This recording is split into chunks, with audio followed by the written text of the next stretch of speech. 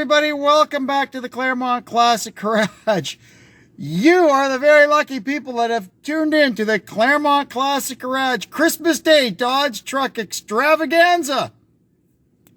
I'm going to try to make this video as long as I can. This thing is going to go on and on and on and on.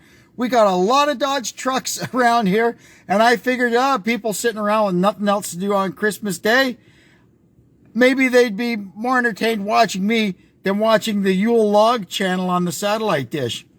I don't know. So we got a whole bunch of Dodge trucks around here that all need a whole bunch of work done to them. First one we're going to get in is Dad's 2003 Dakota. It's got a couple of little things, and I'm sure we'll probably find some more things to do on it. And then we're going to get in the white 2018 Ram 1500. We're going to get this one in, the 2018 Ram 2500. We may even squeeze the dually in for some stuff. And I got the old 1976 D100 over in the barn. It needs some stuff done to it too. So anyway, that's that. Here we go. First in is my dad's Dakota here. He's been complaining a little bit that he thinks the brakes might be hanging up a bit. It's a pretty common thing on Dodge trucks. The caliper slider pins and stuff can get sticky over time. So we're going to have a look at it. We're going to start on the back. Well, so far so good. I've got the back up and the wheels turn pretty freely. There is a bit of, you feel a little bit because this truck has a limited slip rear end. So when you turn one wheel, you're turning everything, right? You're turning both wheels against whatever drag is on. There's always going to be a little bit of drag. And you're turning the drive line and everything. But so far so good. I'm still going to pull the wheels off and we'll have a look at what's in there. Here's the first thing I notice, even before I look at the brakes. You see these cracks. These tires are, well, they best days are behind them.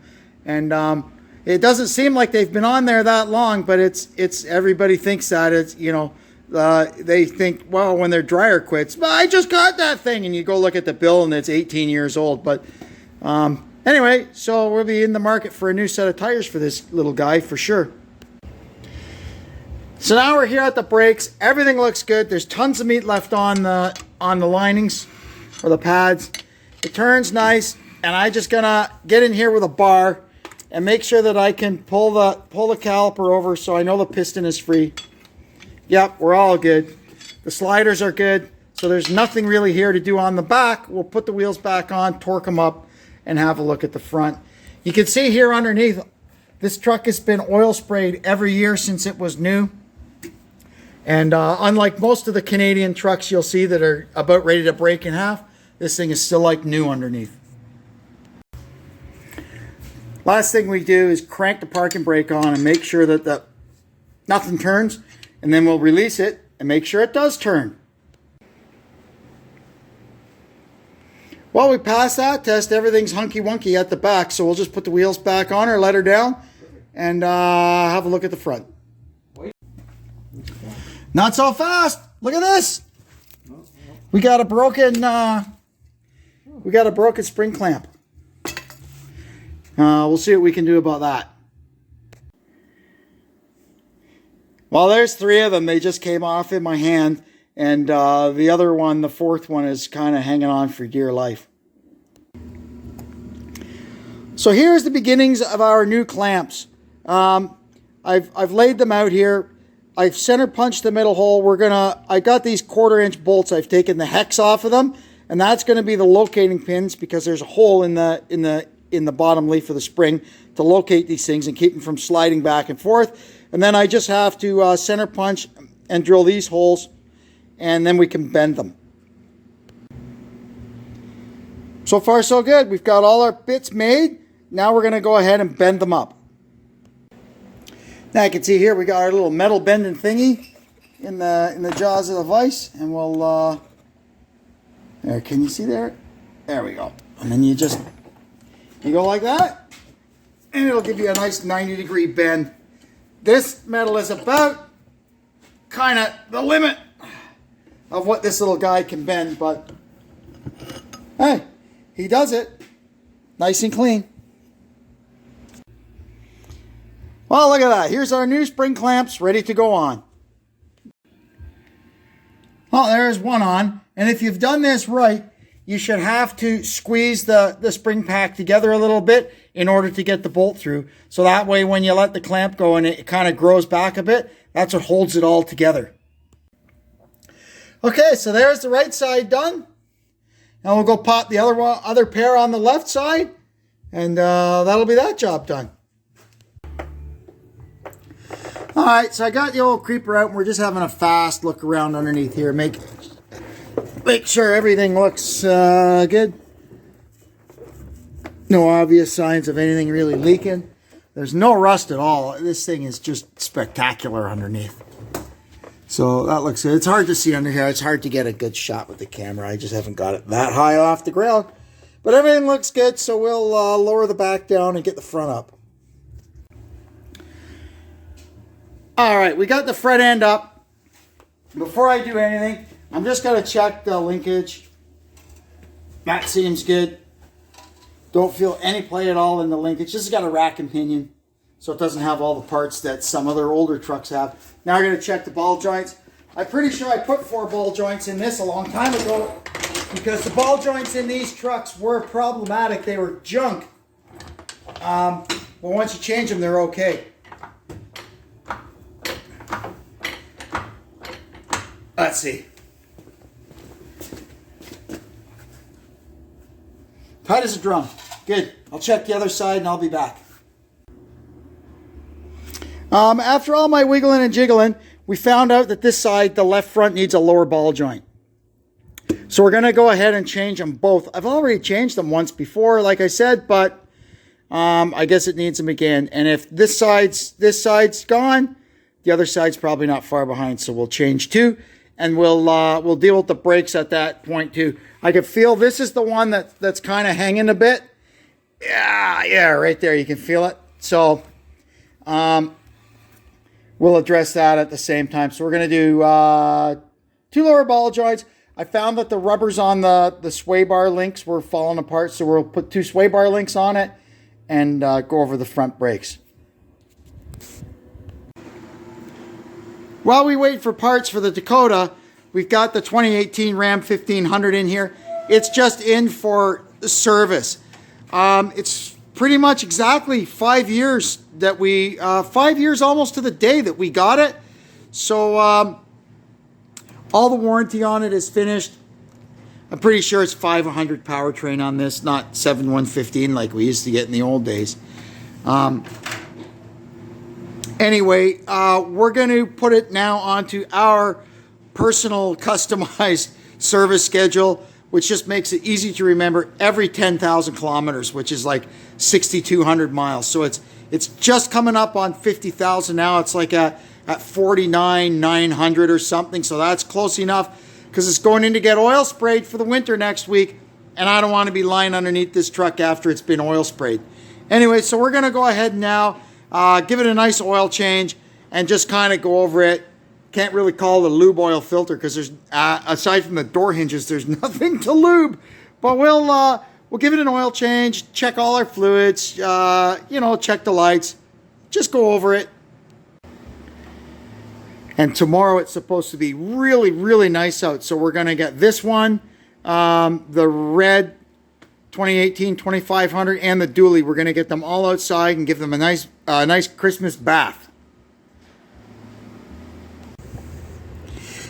You can see on these things what a stupid place the oil filter is in. It's right above the drive shaft disconnect or the axle disconnect on the front end, but that is what it is. There's so much oil underneath this thing from being oil sprayed, a little bit more can't hurt or possibly make a difference. So here is our supplies for this job. We got an oil filter, an air filter because I've never changed it. It's probably due for one now. And a new cabin filter, we'll throw that in.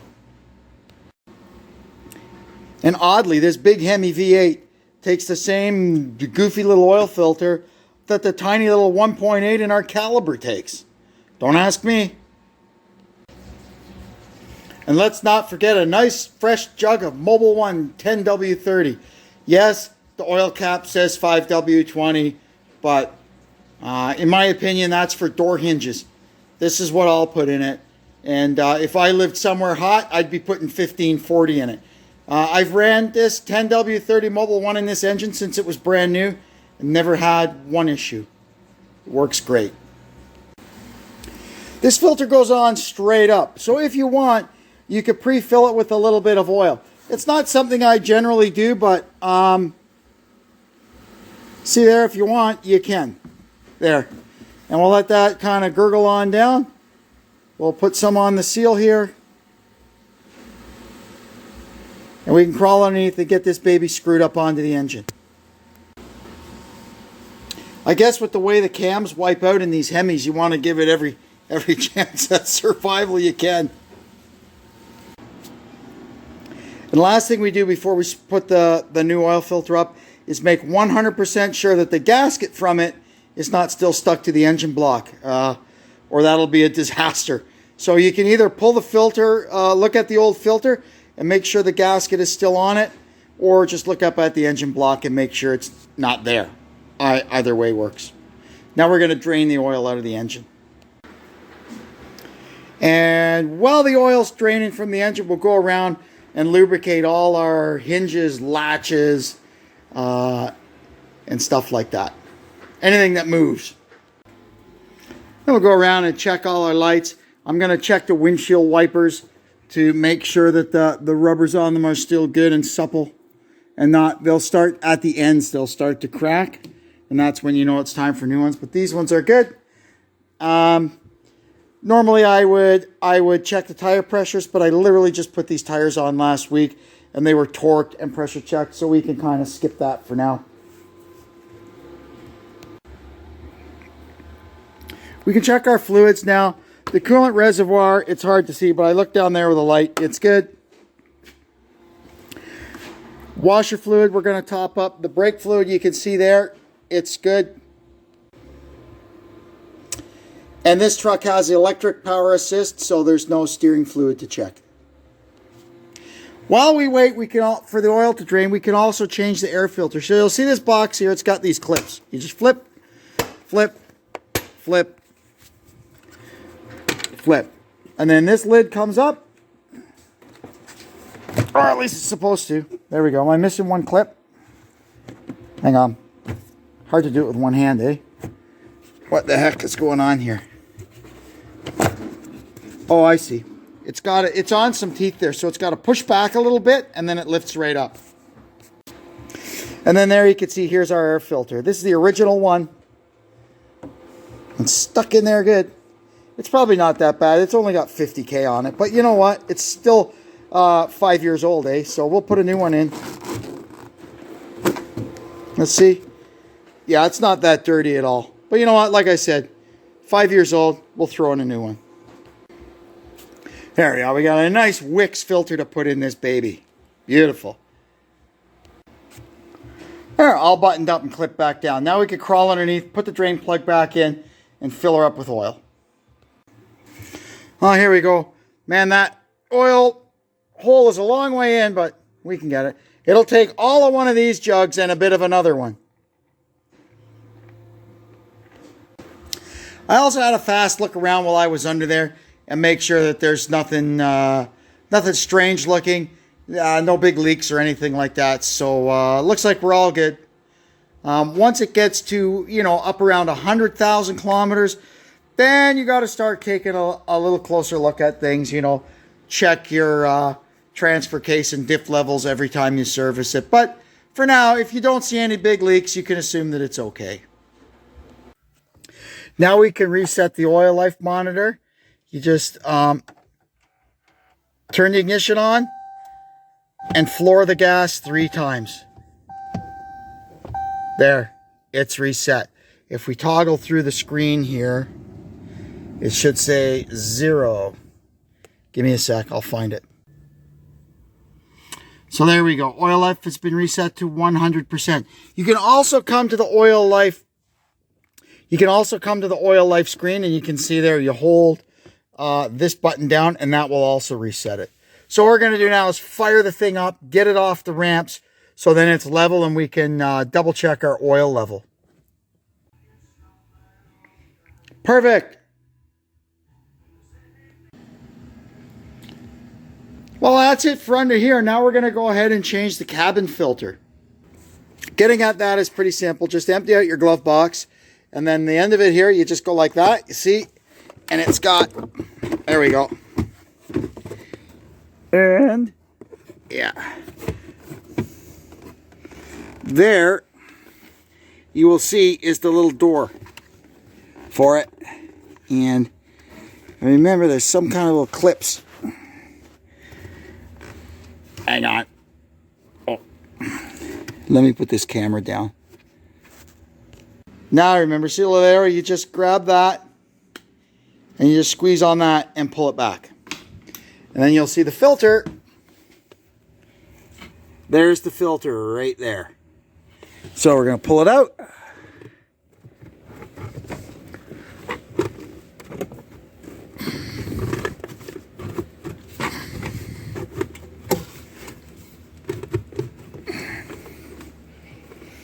Pretty much every Chrysler product uses the same one.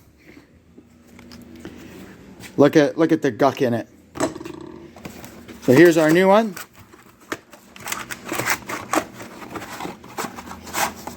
Get out of there. And airflow that way. So you'll see there's an arrow on it that indicates what way they want the air to flow through this. And you'll see there's a corresponding arrow on the little door. So we want the arrow on our filter pointing down. Just like that. And we can just slide it in and pop the door back on. All back together. Now we just got to pop our glove box door back on. And that's that thing done. Now I'm going to see if I can find out why the third brake light on this thing has quit working. I put a T connector underneath in the back of this when I got the cap. I bought a T connector that goes with it so you can hook stuff up in here without cutting the wiring. So theoretically, I should have power coming up to here, and I've got a dome light in here that should be working, and my third brake light should work when I step on the brake, but right now I've got nothing. Well, we can see the signal, the brake light current is coming up this far. So now we're going to check for a ground. Yep, that checked out. I checked. We've got brake power coming up. We've got ground. We are not getting the accessory feed up to run the dome light inside, but I'm almost starting to wonder if because this truck is computerized, I have to have a trailer plugged in order for it to sense that there's a trailer plugged in and turn on the accessory feed to the trailer plug. It's just a theory at this point, but we'll jump one hurdle at a time.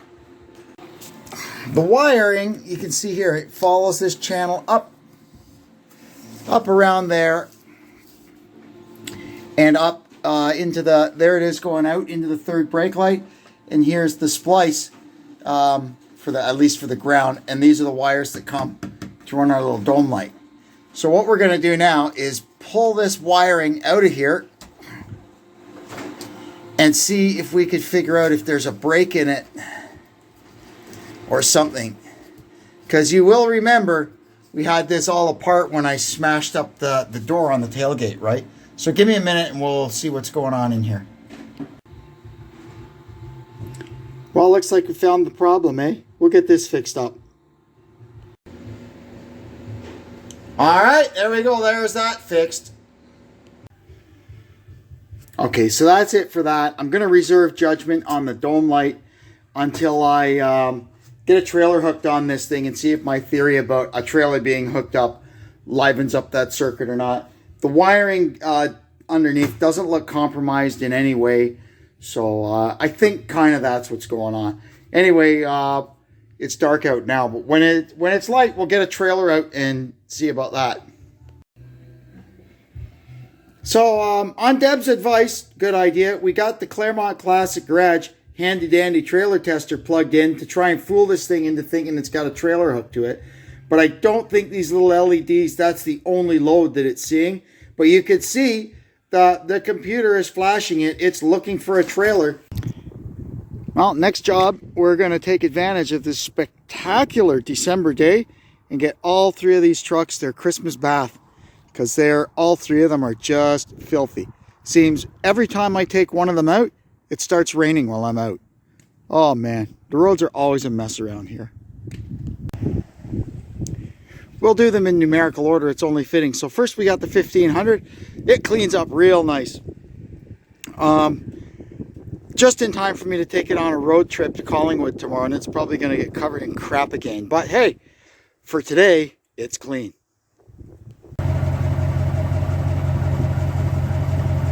Man, that Hemi engine sounds good. Now we'll get the 2500 cleaned up. It's a mess.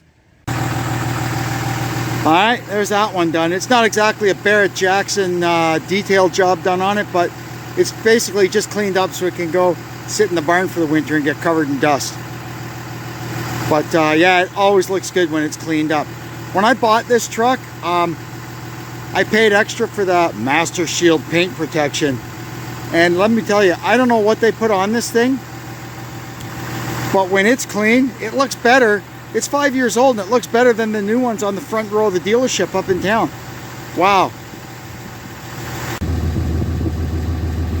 And even with all that after treatment crap on it, kind of muffling the sound of it, it still sounds pretty darn good. There's no mistaking what's under the hood when you hear it. Now we'll do the dually. Man, that's looking snazzy. These white trucks never really look all that dirty till you start washing them. And you're washing and the stuff coming off of it's just black running on the ground. And then you get done and you go, oh, look at that. Man, that thing looks good. It really could use a repaint, you know. There's a lot of little door dings or stone dings and little chips and scuffs and scratches in it. But hey, 20-year-old original paint, it's still very presentable. And that 5.9 plays the sweetest music in the world. All right, there we go. They've all got their Christmas bath and they look spectacular. Wow. That dually is some real eye candy, man. Oh yeah. And while I was at it, for good measure, I gave this little guy a bath too. He's not really a truck as far as including in this video, but I treat it like a truck. It does truck things. It hauls scrap metal and pulls trailers. It's a little tiny truck. And then these two are going for their Christmas bath on the 21st. I can't do that with the power washer. Well, I got a trailer hooked on and the light still doesn't work. There's no power coming to it. And the charge indicator here on our breakaway is dead. So, we've gotten under the hood here. And this little guy here, fuse number 30, goes right there, is a 30 amp fuse. And that is the accessory feed for the trailer. I don't have any like these. I'll have to get one from the junkyard. But for now, I'm going to try and cobble something up that we can get by with. Okay, I've got this inline fuse holder temporarily installed. And wouldn't you know, look at that. Our light is on. And our breakaway is charging. Good. So, I'm going to the boneyard tomorrow. So, I will harvest some of these little fellas. Doesn't matter how many styles of fuse I keep stockpiling, they just keep coming up with new styles of fuse. I guess that thing probably, when we had all that fiasco with the back door on the cap that cut those other wires, probably shorted it out and blew the fuse up here. Anyway, it's all good now. Next up, we've got our 2018 Ram 2500 in here for service. It'll get done, I guess, in two parts because I'm missing a couple of things that I need. And it's Saturday and everything's closed now till Monday. But that's okay. We'll start working on it now and finish it off Monday. We're going to do oil change, an oil filter, an air filter. It's only got 22,000 kilometers on it, but it's 5 years old. And it was used, I mean, around that racetrack, it was always very dusty. And I'm going to put a cabin filter in it. We're going to change both the fuel filters. There's one up here somewhere on the side of the engine. And there's another one with a water separator in it down underneath. That one's very important. And we might do some other little jobs to it. In the back of this truck is a box of stuff from when I bought it 5 years ago that I've been meaning to install and never quite gotten around to. So we might put a few doodads on it while we're at it. Here's our filters for this job. Less the cabin filter because they didn't have it in stock. I have to pick that up. That'll be Monday now because it's Saturday and everything's closed and jobbers don't open Sunday. But I found out I was just matching everything up before I started. I got the wrong secondary fuel filter. This is the one underneath the truck, the water separator one. That one's correct. But this one, it's supposed to be WF10255 and I got WL. That's a nice spin-on filter for something, and it was bloody expensive. So I'll be happy to trade that in for the right one. So we're going to do what we can do for now anyway. So we're going to do the oil and filter and the air filter. So the oil filter, you can see, there's the top of it right down there. You actually grab it. You can see it here from the wheel well. There's the bottom of it there. And it was done at 15K. We're at 22 now. So that's good. And then I'm going to change it now. And then we're going to run it up to 30. And then it's going to get done every 10 after that. Just like the white truck. That's 10,000 kilometers, which is about 6,200 miles. So in order to make life easier for getting out everything, we got to take this apart anyway. So we're going to undo 1, 2, 3 screws here. And there's a band clamp that clamps all of this. That's the air cleaner lid. And we're going to pull this off and flip it back out of the way. Should be able to do that without having to unhook these wires. Let's see what happens. So look at that. Not too many miles, but there's a lot of crud in there, isn't there? Oh, and look here. This is the Ram active air intake system. Don't ask me what that does, but it looks very impressive. I ended up separating just the lid of the air box from this boot here. I'm going to see now if maybe I can get this off out of the way or bungee cord it back or something.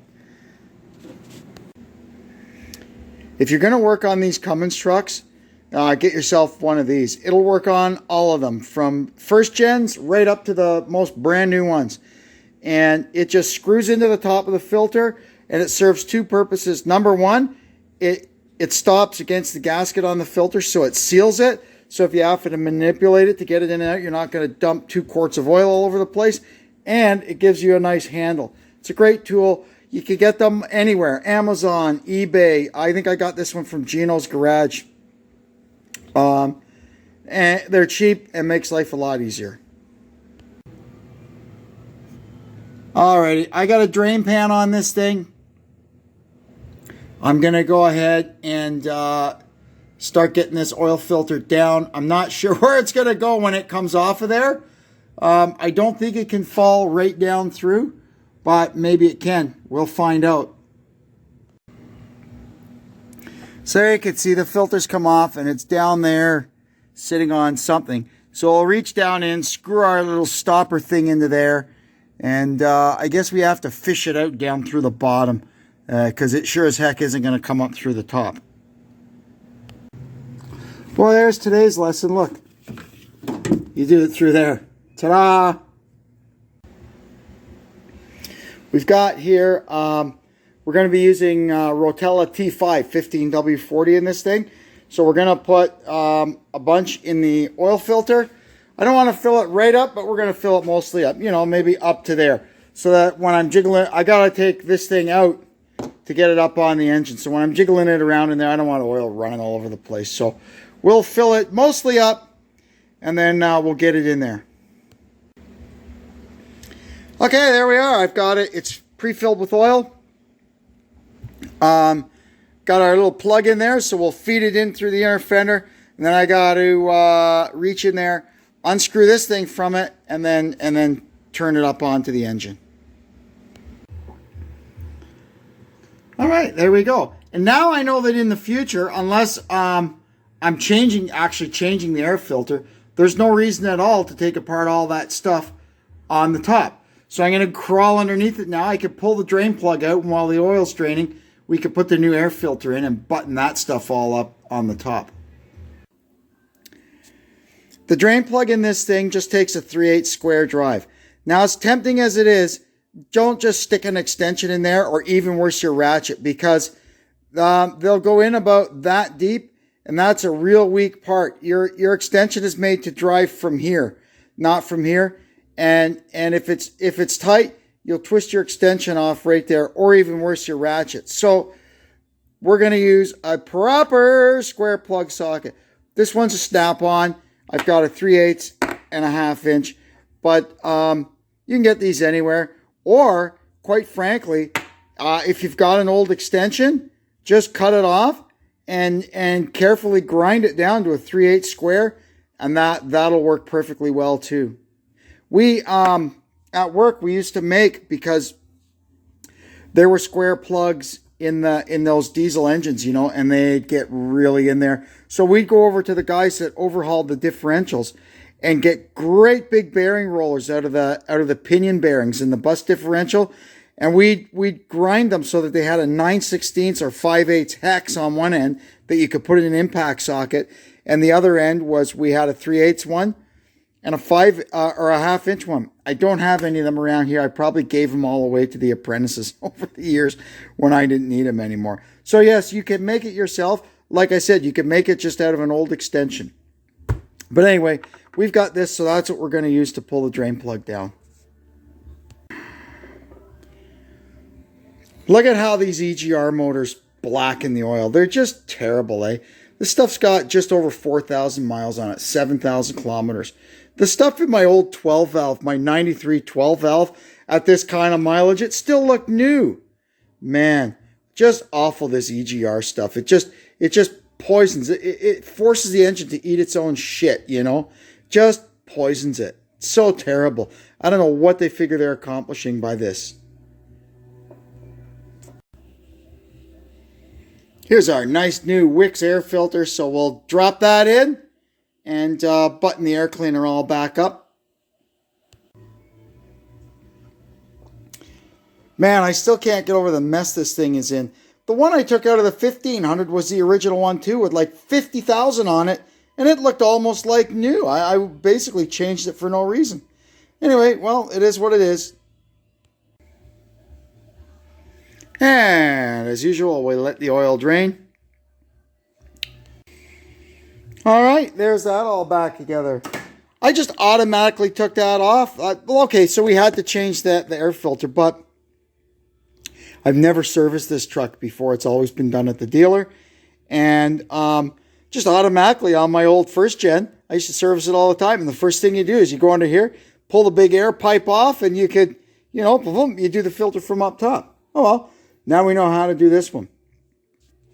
I'm going to start on the hinges and stuff now. But this one is just that little bit longer and bigger than the 1500 that I kind of got to do from the back doors forward in one shot. And then once I got it running again, I'll pull it forward and I can drop the tailgate and do all the hinges and stuff back there. She's a tight fit in here. And the dually's even tighter. So I just give everything a little shot of this stuff. Just like that. Get the hinges. Don't have to go crazy. Good. Yeah, so we'll do that for all four doors. We'll get the hood hinges and the hood latch. And the only lock cylinder is on the left front door. We'll shoot some in that too. Alrighty, now I'm going to crawl underneath and put the drain plug back in, and we can fill her up with some new honey. Including the filter, these things take 12 liters of oil, so I've got I've got 5 liters in my decanter over there before we filled up the filter. So I'll put the rest of that in here. I'll put another full one in here. That should be around 10. And then we'll start it up and shut it down. That'll get everything kind of purged through, and we can finish the job from there.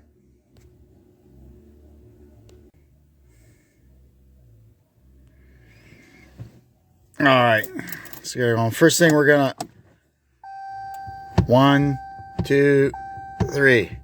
There, we just reset the oil life monitor. So you do that by flick the ignition on and floor the gas 3 times. All right, let's start it up now.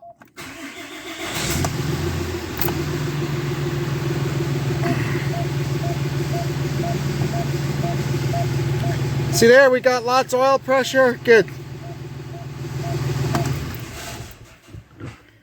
Now we'll shut her off. And we can go check our oil level.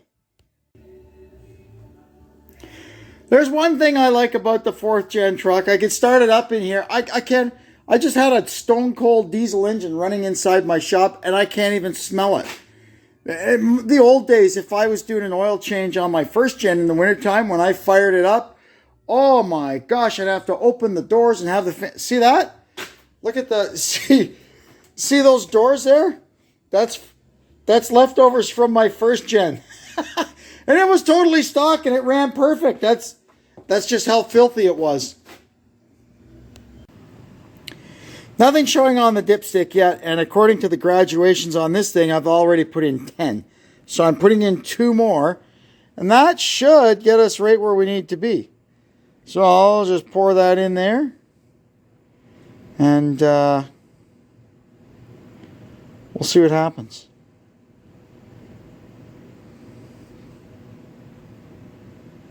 This stuff has got to stay in, it's at 22,000 now. So this stuff has to stay in 8,000. And then that'll be, take it up to 30,000. And then we're going to do the every 10,000, like the white truck. And at that point, I'll probably switch it over to T6, the full synthetic stuff. This is T5, the semi. All right, wants just a little bit more. So this will be, according to this thing, 13 liters into it. Now, you know, who knows how accurate the graduations on this jug are, but. Okay, there we go. It's good. Funny how it's so dark, eh? That's a mixture. It is kind of a dark oil, and the filth that gets left behind inside the engine when you change the oil. Oh, these EGR engines, just gross. No wonder everybody deletes them. Unfortunately, I can't. Here in the province of Ontario, you do not want to get caught with a deleted diesel. That's big trouble. Anyway, so we'll just leave it the way it is. Oil life. Yeah, look at that. So we didn't get it. It was still at 72%. I don't care. So hold that arrow to reset it. Confirm reset. Okay. There we go. Now it's reset to 100%. So according to that gauge, we had only used a quarter of the life of that oil. It was at 72%. But it had been in there a while. So anyway, I like my plan better. Oh, let's get this back to where we need to be here. Oh, no. Engine hours. So this thing has spent 328 hours driving and 17 hours idling. How is that possible? I don't idle it that much. Does that count when you're at red lights and stuff? Possibly. Don't ask me. And all the time it's probably been at the dealer. This thing had a lot of problems back in the beginning. Anyway, doesn't matter. How the heck do we get out of here? Gauge summary. Exhaust. Turbo. Oh man, I got a boost gauge here and I didn't even know it. Battery voltage. Fuel filter life. That's at 71%. See, and there it says change, and then you can go in there and reset that. Okay. So we'll have to do that once we've changed the fuel filters. So far we've used, look at that, 748 liters of fuel. 6,800 kilometers since reset. I've never reset that. That's interesting. Very interesting. What else do we find in here? Oil life? Okay, there we go. All right. So, we learned something. I didn't know you could reset the fuel filter. The fuel filter life, but we'll do that. Once we change them, of course. Hopefully I'll get the right ones on Monday. Now we're going to rotate the wheels. I do a forward cross. They've never been rotated. And for me, towing that great big race car trailer, and a lot of times I was towing it with a heavy foot, I've taken these back ones down about halfway. So we want to get them on the front and start wearing those ones a little bit. Let them maybe catch up a bit. It's my fault. Those tires should not be worn like that. But you know what? I'm driving a diesel truck and my foot was just so used to the first gen truck where you let up the clutch. And it was like driving the old GM bus at work. It just, the throttle had two positions, full or off, because the thing was so, that's just the nature of the beast. And I drove this like that. And, you know, you come jackrabbiting off every stop and you're going to wear them tires. Plus the race car trailer had a lot of tongue weight, you know. Anyway, whatever, live and learn. It lives a life of leisure now. So we'll get another 5 years before we got to put tires on it. First thing we'll do is go around with a Johnson bar and crack all the nuts. There's 32 of them. Fun, wow. We're going to be doing a forward cross on this. So the right rear is going to go up and become the left front. Left rear is going to become the right front. And the front tires just go straight back on the same side that they're on. Just have a fast look around in the front of this thing. I'm just curious if there's anything at all in here with a grease fitting. There does not appear to be. We're going to have a look at the brakes. I've stuck an axle stand under there. If it comes down, it'll land on that instead of me. There is like nothing under here with a grease fitting on it. So we don't have to worry about it. You can see there, Bilstein shocks. That's part of the off-road package. I think that got you descent control, Bilstein shocks, and the skid plates. It was like $300 when I ordered the truck. Seemed like a really good deal to me. I don't know what shocks the standard shocks were, but Bilsteins are good. Everybody wants them.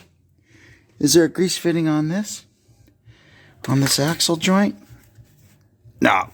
There's not a grease fitting anywhere on this thing, at least on the front. So we can just bring our back wheel around and put it on here. Look at the size of the brakes on this sucker, eh? Holy moly. Wow. Absolutely massive. Look, it's still got the nice finish on the little clippy things holding the rotor on. No rust at all on there. This thing's never seen salt. It's been caught in the rain a few times, so the parts that are bare cast metal, you know, they've got some rust on them and parts that they don't paint too good. These axles, the paint on them is terrible, but she's never seen winter, never seen salt. It'll last a good long time if you do that to them. And woe is me, I'm taking all these lug nuts off with a speed wrench because all my cordless drivers are locked in the back of the truck because I'm taking off to the boneyard in the morning. I guess I could pull the air hose down and spin them off with a little air gun, but you know what? It's Christmas time. Let's do it old school. Same thing back here. Just have a look around. Not a grease fitting in sight. Everything looks okay back here.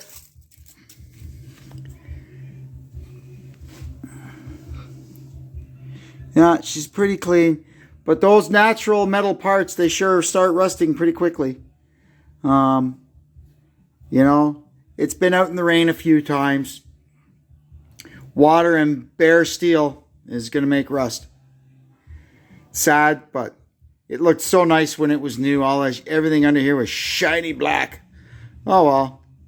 I mean, it's got rust on it, but you can still make out the numbers stamped in parts and stuff. It's just surface rust. Anyway, everything looks good back here. So we're going to pull that front wheel off, move it back to here and get it back on and let that down. Are you bored of me yet? Ready to switch to the Yule Log channel?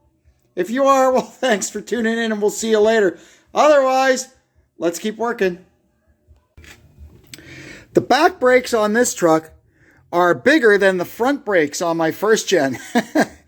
Man, this thing is a lot of truck, let me tell you. It's a 2500 and it'll probably outdo everything that a 3500 from the 90s would do. That's just the evolution of them. I went across the scales at the dump with this thing the other day. I'm just going to go ahead and put like a tiny drop of oil on each wheel stud. This truck doesn't see winter, so it doesn't need the anti-seize slathered all over everything like I do on the 1500, you know. A little more on those ones. There, that's all. Just to give it a little help, you know. Anyway, where was I? Oh yeah, this thing. I had this thing at the dump a couple of weeks ago, and it empty coming out. It went over the scales at almost 8,000 pounds. To compare, my first gen was about 6,600. So these brakes need to stop, number one, 1,400 pounds more of truck than the brakes on my first gen had to stop. On top of everything that it may be hauling or pulling. And the hauling and pulling capability of this is, again, way more than what my first gen was. So, you know, they're asking a lot of the brakes. Therefore, the brakes just keep getting bigger and bigger. It's got dual piston calipers, front and rear. My first gen had single piston calipers on the front and 12 by 2.5 drums on the back. You know, that's how they've changed over the years. Also bears mentioning there, look at that, we're at the back wheel, and that is how far back all the after treatment stuff in this exhaust system comes. It starts at the turbo, you've got the EGR at the turbo, and it's just after treatment all the way back. The downpipe comes down, that's the only real pipe in the front, and that goes into your DPF, which is the diesel particulate filter, which is under the floor here on the right side, and that is exactly what it does. It filters the diesel particulate, it catches the big stuff and lets the small stuff go through. And every so often it does a regen, so then it spits a whole bunch more diesel fuel into that diesel particulate filter, which creates a chemical reaction and burns. It burns at 1,300 degrees or something. It was doing a regen one day. I came home and I left it idling, and I walked past the tailpipe and it just about burnt my leg. Unbelievable.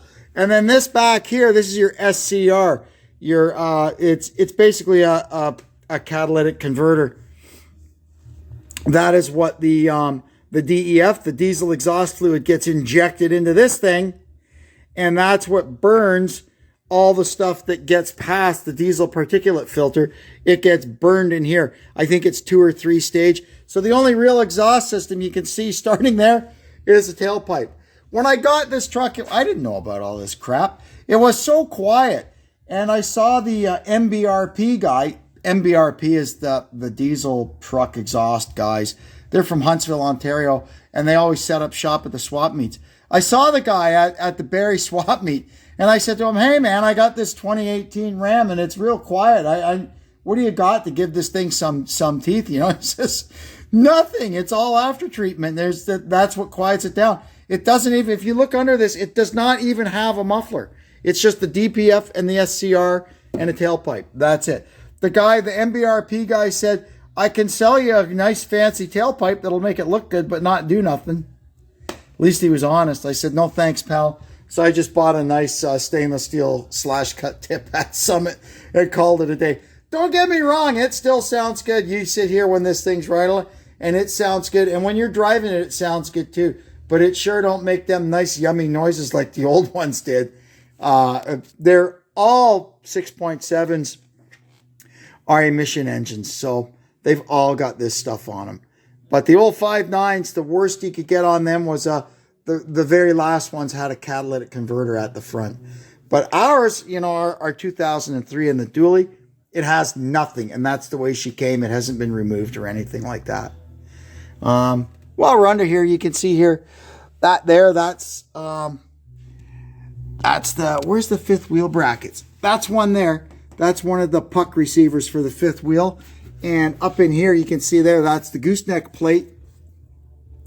The other fifth wheel puck, I don't know where it is. It must be up on, just on the other side of this plastic thing here. So yeah, we got the fifth wheel prep on this. Hey, you never know, right? I figured if anything, the fifth wheel prep might put some stiffer springs in the back of it, you know? I don't know if it did or not, but hey, we got it. I almost forgot the Leafs are on tonight, Saturday night. Let's see how they're doing. Get the TV going. I mean, obviously, this is a Christmas Day special, but it ain't Christmas Day.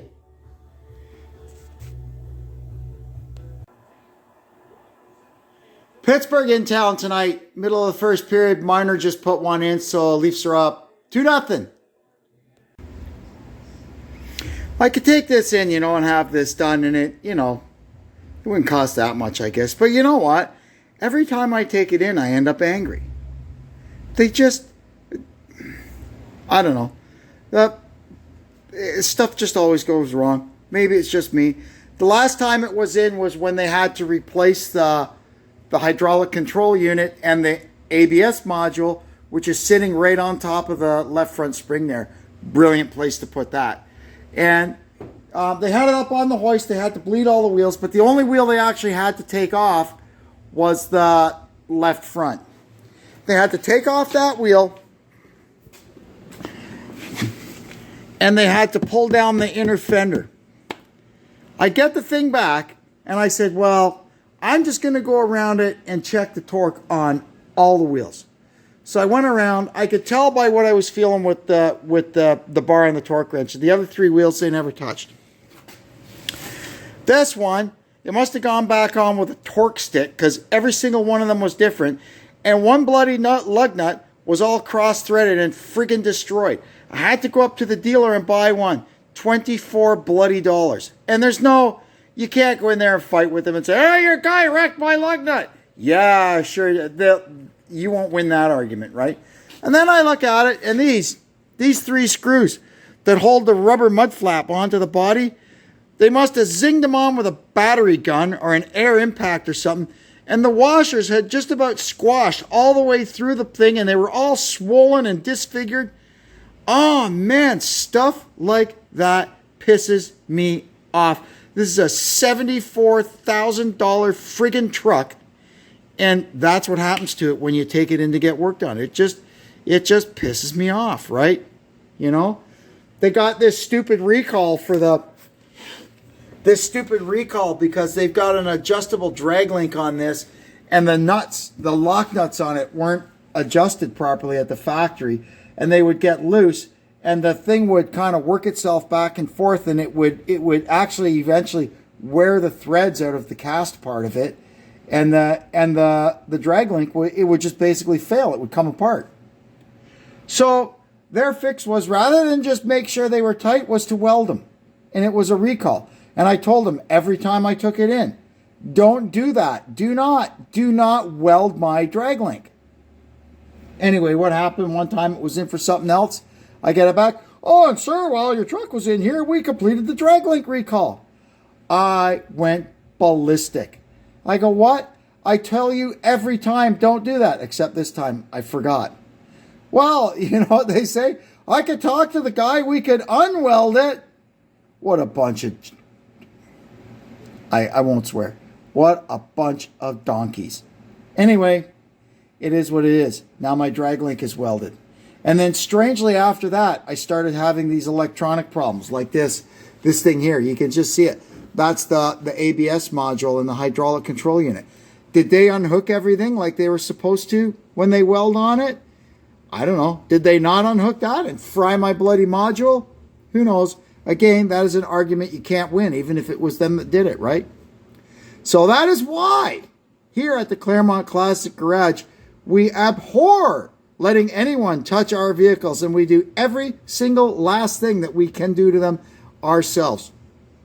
That's why I've invested in equipment around here, even if it's just used junk from the auction. I got my alignment stuff.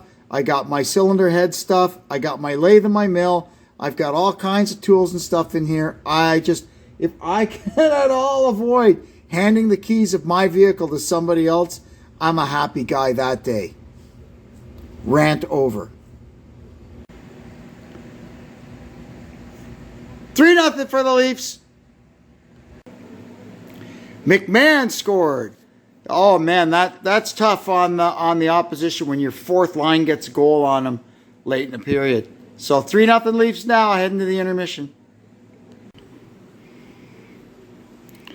Another time when I had it in at the dealer for some work, I brought it home and I was just kind of checking over what they'd done. You know, I always like to check it over a little bit, make sure. And when I close the hood, I hear this. I look underneath and I find, just like this, an 11 millimeter Mastercraft wrench. So I go, it's not like I work on this truck, but you know, I have 2 sets of those. So I come over here to my toolbox and look, I've got both of mine. So where did it come from? So next day when I was up in town, I took it into the dealership and I said, hey man, somebody left a wrench in my truck. You might want to see, you know, if they're looking for it. So there was no name, no initials, nothing on it. So the guy went and he took it and he came back after being in the garage. He said, no, nobody back there says it's theirs. I thought, well, that's weird. I go, it ain't mine. It ain't theirs. And it's not like they use Mastercraft wrenches on the assembly line in Mexico where they make these things. It's somebody's wrench. Well, I don't know. And that's another thing. Guys leaving tools and stuff in your car. I mean, especially under the hood. A wrench can fall down. And if it lands on the wrong thing, man, I've got 2 gigantic batteries in here with 2-aught cables on them. Look at the size of these cables. This thing will burn, man. That wrench could have burnt this truck down and whatever building it was in and whatever vehicles were near it. Oh, man. Anyway, that's 1 in a million. Don't get me wrong. But yes, it could happen. I guess that's another service story. Anyway, back to the job here. So what we got to do now is we're going to torque up these lug nuts. They're the same 9/16 nuts that are on the 1500. And we torque them to 130. We'll put about 100 clicks on it, and then we'll check them. The placard on the door tells you 80 in the back tires. So you have to understand that the rear axle weight rating of this truck, those tires have to be inflated to 80 psi to carry the maximum load that the axle is capable of carrying. Well, 99% of the time, we don't run it around like that. And with those tires pumped up that hard, she rides like a buckboard, man. So what I normally do is I run the back ones at 60 like the front. And you know what? It'll do most of the work I ask it to, which is just basically towing a light trailer or carrying a light load. If I'm going to really load it up, then I'll blow them up to 80 like the placard says. I'm not telling you to do that to your truck. I'm just explaining to you what I do with my truck and why I do it. These tires that came off the back, even though they're worn halfway down, you'll notice they're worn perfectly even across. And that is why, or that is because these tires were running at 80 psi back in those days, because I was towing the race car trailer. That's pretty much all this truck did. and it had a lot of tongue weight. It had probably almost 1,000 pounds of tongue weight because I had the box with all my equipment in it. Plus, I had the back of the truck loaded with stuff from the front wall back to the tailgate. So these tires were, they had a load on them. So we kept them at 80. But now, like I said, for just driving around, 60's good. While we're under the hood too, we better check all our other fluids, right? So there's the coolant. You can see there, it's good. Brake fluid, you can see there, it's good. The fluid for the clutch master cylinder, you can see that yellow lid way underneath there. I don't know how you would even get that off. Never mind, check the oil. The clutch still works, so we'll assume it's good. And then here we've got, unlike the 1500 Ram, this one actually has hydraulic power steering. So, yep, that's full. And we'll just top up the washer fluid while we're here. While we're waiting, it's Sunday now. While we're waiting till Monday morning so I can go and get my other fuel filter. And I found out I need a jug of diesel exhaust fluid. We're going to start with some of this stuff. This is the gigantic box of stuff, that box, that has been riding around in the back of this truck for 5 years since I bought it, of little things that I wanted to do to it. So first we're going to start working inside the cap. I've got a few things here. I'll show you what we're going to do in there. This is a pretty nice cap. It is a really deluxe one. You can see it's got the removable front window. It's got the little power center coming up into it. That was an option. It's got a built-in dome light. None of this stuff has ever been connected. I've got, here's a wire harness that goes down, and I did at one point fish that down underneath the bottom of the truck, but that's as far as I ever got. I do have the T connector, but rather than lie underneath the truck to hook the T connector up, I'm going to pull out the 5th wheel plug here and see if I can connect it to the back of this. You can see here we've got the 5th wheel plug pulled out. So we're going to, this is our tap. Brake, 12 volt ground. Okay, good. So this is our tap. We are going to plug this into the back of there, and that plugs into here, and it'll all fit down in there, and we'll see how that works out, theoretically. I've lowered the spare tire down, and I'm going to show you a couple of little details under here before we start. You can see here these 3 terminated wires. All heavy-duty Rams will have this, but if you do not have the upfitter switch factory installed, the 5 little switches at the bottom of the dash, these 2 here only go back to the first plug and they end. They don't go to the front of the truck. On this one, because we have the upfitter switches, these 2 both go right up to the front to the auxiliary fuse box. This one here is ignition switched, 12 volt. This one here is constant battery, and this one here is your center brake light. That is present on all of them, and that actually works. So we can hook up our center brake light to here if we want, but we're going to use the T connector. Under here, behind the bumper, you can see here, this is our 7-way trailer plug, and you can see here this.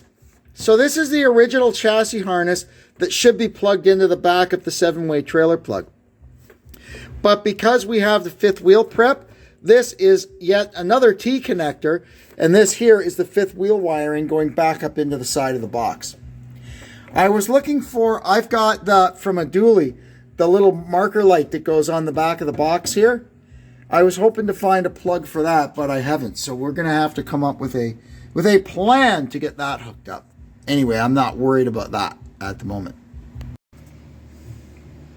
Okay, now I'm going to go ahead and shove this mess all down in there and see what happens, eh?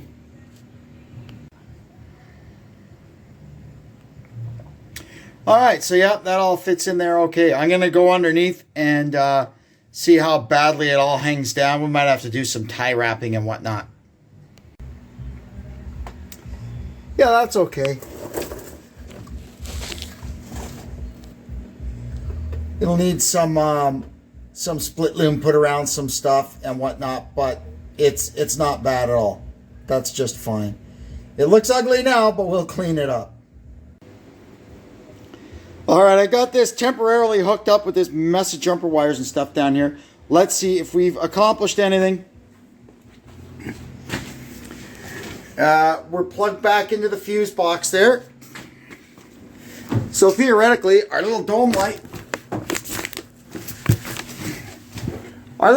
should work. Whoa, look at that. Nice little LED dome light. Good. And now we'll flick the four-way flashers on and see if the third brake light works. All right, look at that. This cap has been on this truck for 5 years, and that's the first time that's ever worked. What we can do now, instead of connecting this harness to this harness, this just goes up into the truck and terminates at that little plug. They use the same little barrel connectors on both. So we can take the plug off of the end of this and put it on this and just run it right back up into the box to eliminate one connection and make our life more easy. We'll start by popping out the tail light because we have to work in here. And of course, to pop out the tail light, we have to take off this thing because it blocks the one screw. Everything you do causes something else, doesn't it? They gave us a length of split loom for this, so we're going to put that on. And then they also gave us 2 tubes of dielectric grease for these 2 plugs. So now that we know everything fits in, we'll smear that into these before we put it back together.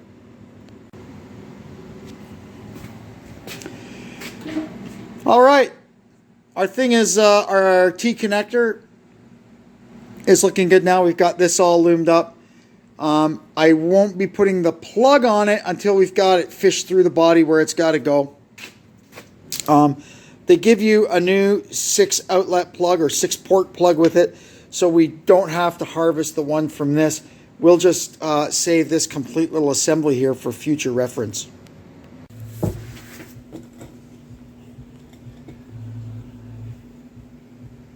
Okay, so now we got our 2 little things of silicone grease here. One of them should have like a little outlet one end. There we go. Well, it's supposed to. There we go. And we squeeze it. It's like hot sauce at Taco Bell, right? And then we squeeze all out into this plug here. Into all the cavities where the connectors are. So they say if you don't do this, warranty void. Yeah. Alright, whatever.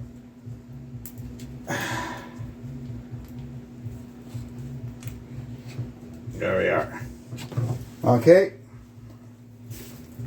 Now we're going to get the other one and squeeze it into here. If I can find the other one. Oh, here we are.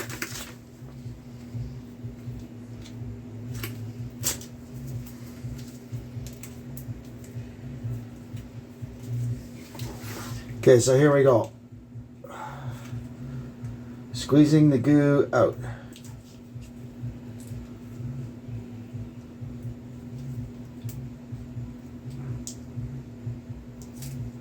Probably a good idea.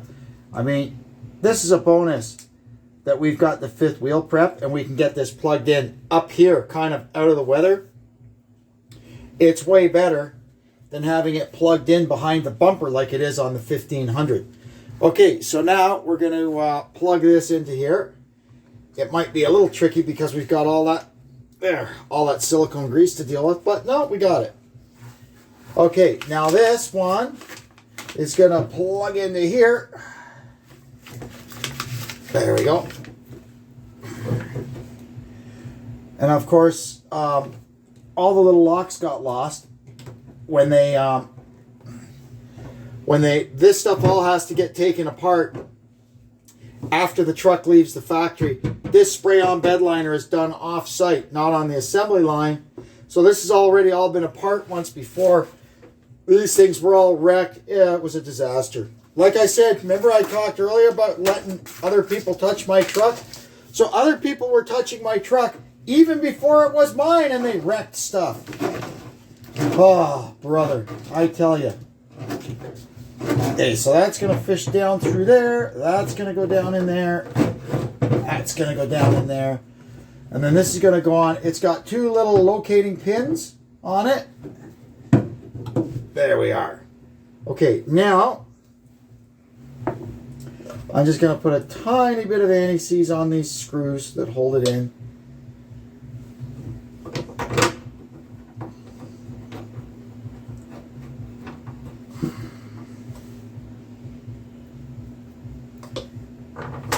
I mean, yes, the guys at the spray and bedliner place, I can imagine they pay them bugger all and want them to do 700 trucks a day.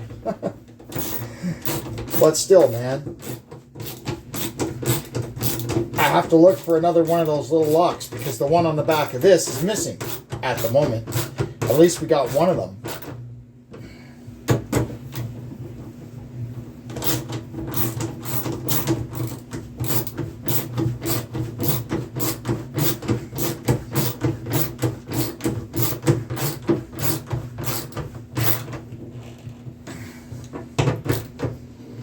There we go. Now what we're going to do is our little small harness that is down there, it's going to come up and come through this hole and up under here and plug into the bottom of our fuse box here. So I'm going to get underneath and start fishing that all up through. See you when we're done. Now what we got to do is get our 6-port plug onto these wires. And of course, you can't just copy because the wires in this, even though they do the same things, are all different colors than the wires in this one. Outstanding, isn't it? But that's okay. We could just kind of go by there. So they're pointing the same way. And now this guy back here is ground, which is this guy. So we'll put him in there. There we go, ground. Now, this one, red with white, is the center brake light, which on this one is red. So that one is going to go there. Get in there. Good. And then the last one here is our oh man, everything's off camera. I'm sorry. I know Deb's not able to be out here to film today. Last one is this here, our 12-volt supply. And it goes to this front corner of it here. Sorry. There we go. Come on. Just got to get it in there.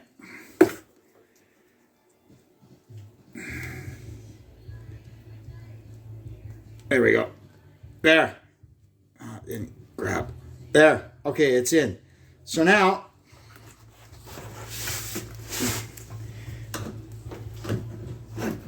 this thing is going to run up under there and plug into here. One way or the other.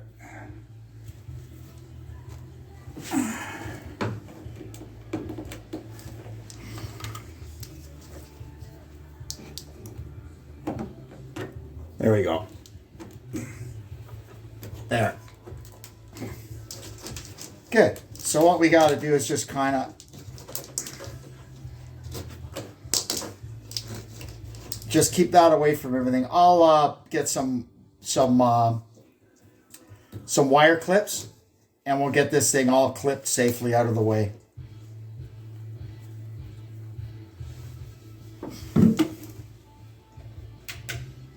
And now we can put our little dome light on, and we at least got some light in here.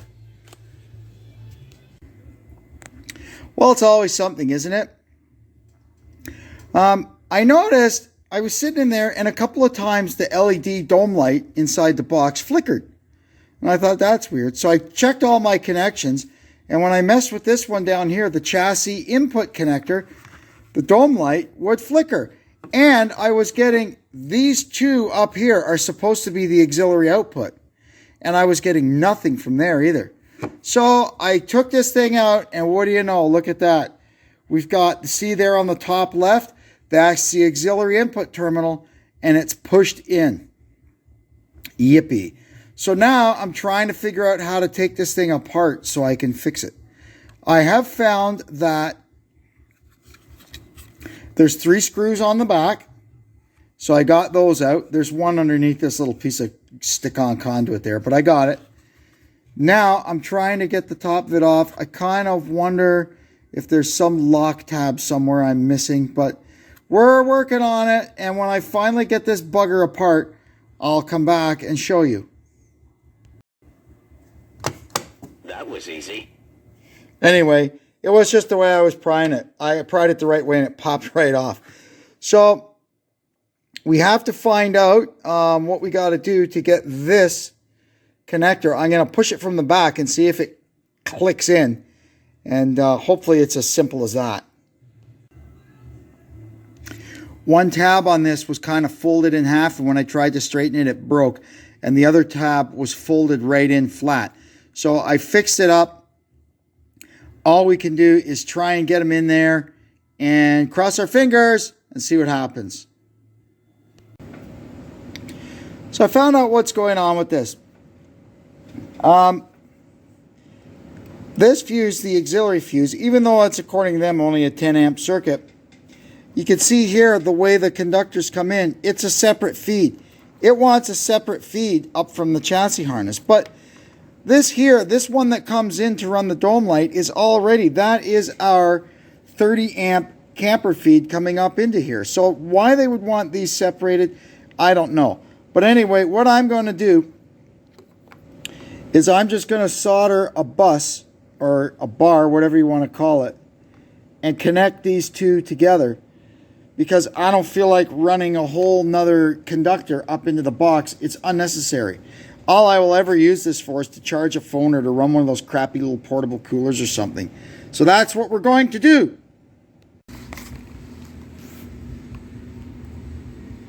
And now we can see both of these are hot. Super.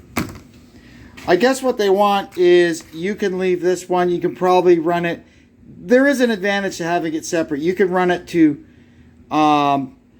battery, or you can run it to a switched feed. Whatever you want it to do, right? But I'm quite happy with it being hooked up that way. That's perfect for what we're going to do. Okay, now we can put this damn little thing back together and put it back in the truck. Man, it never goes easy, does it? All right, now we can get this little devil back installed.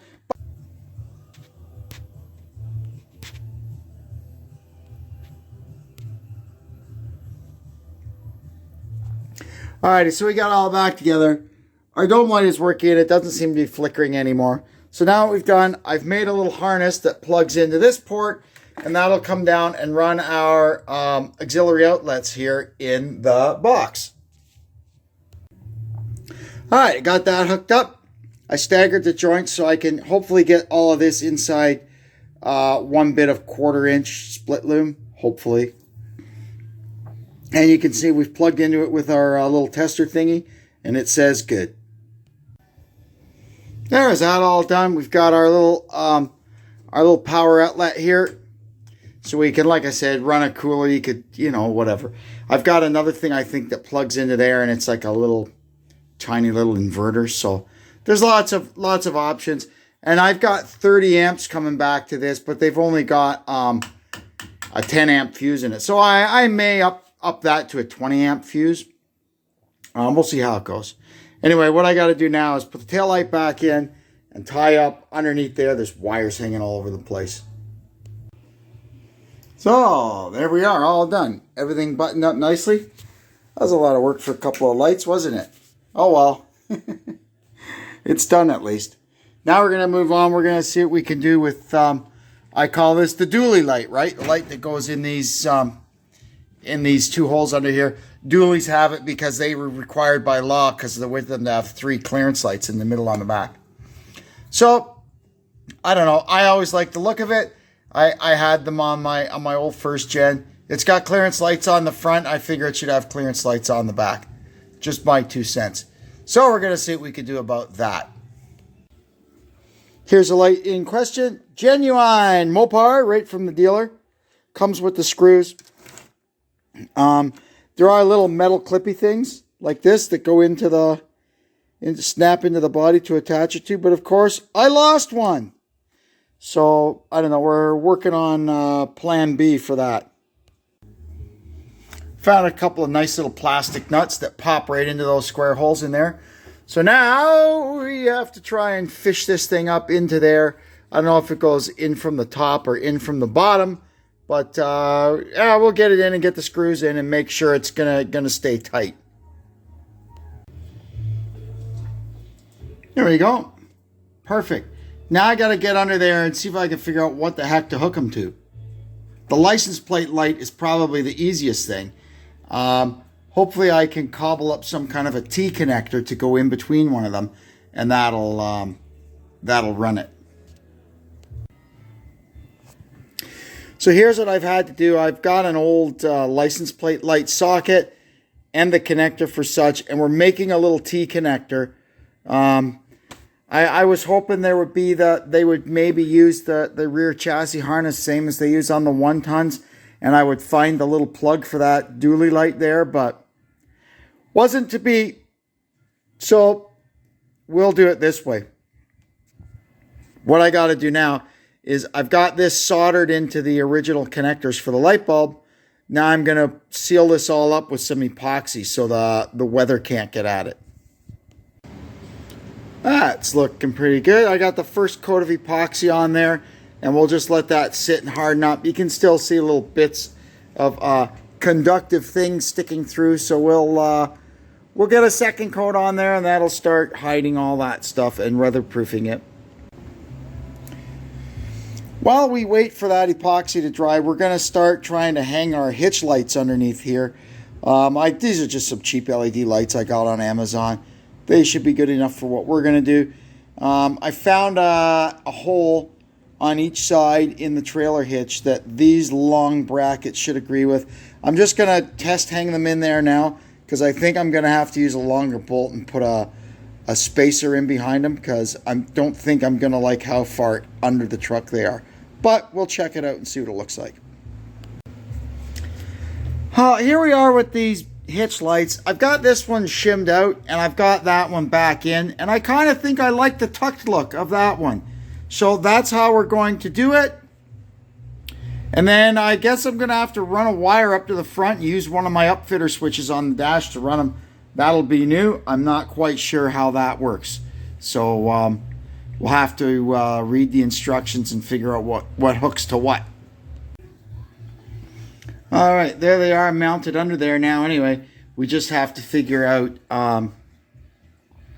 how to get them powered up.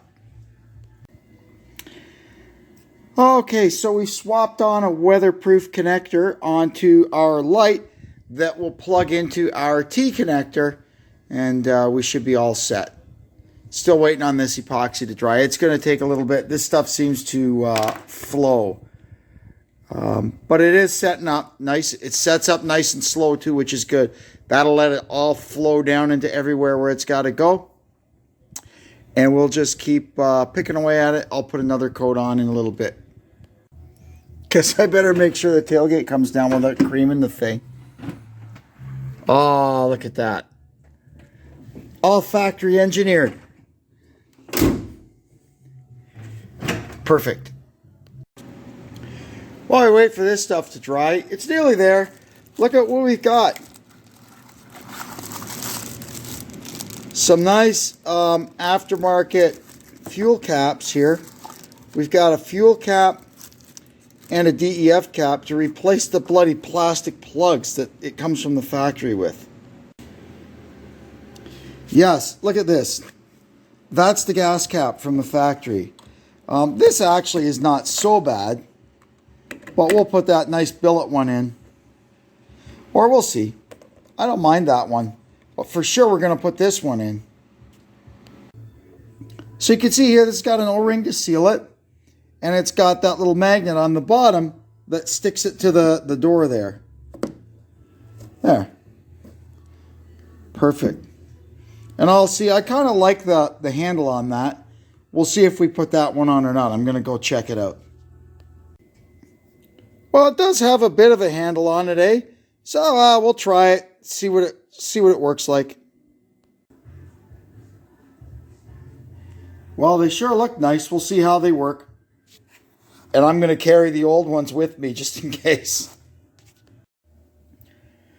Another thing I was planning to do on this truck was to run my big cable from the front to the back for the winch on the float, the car trailer.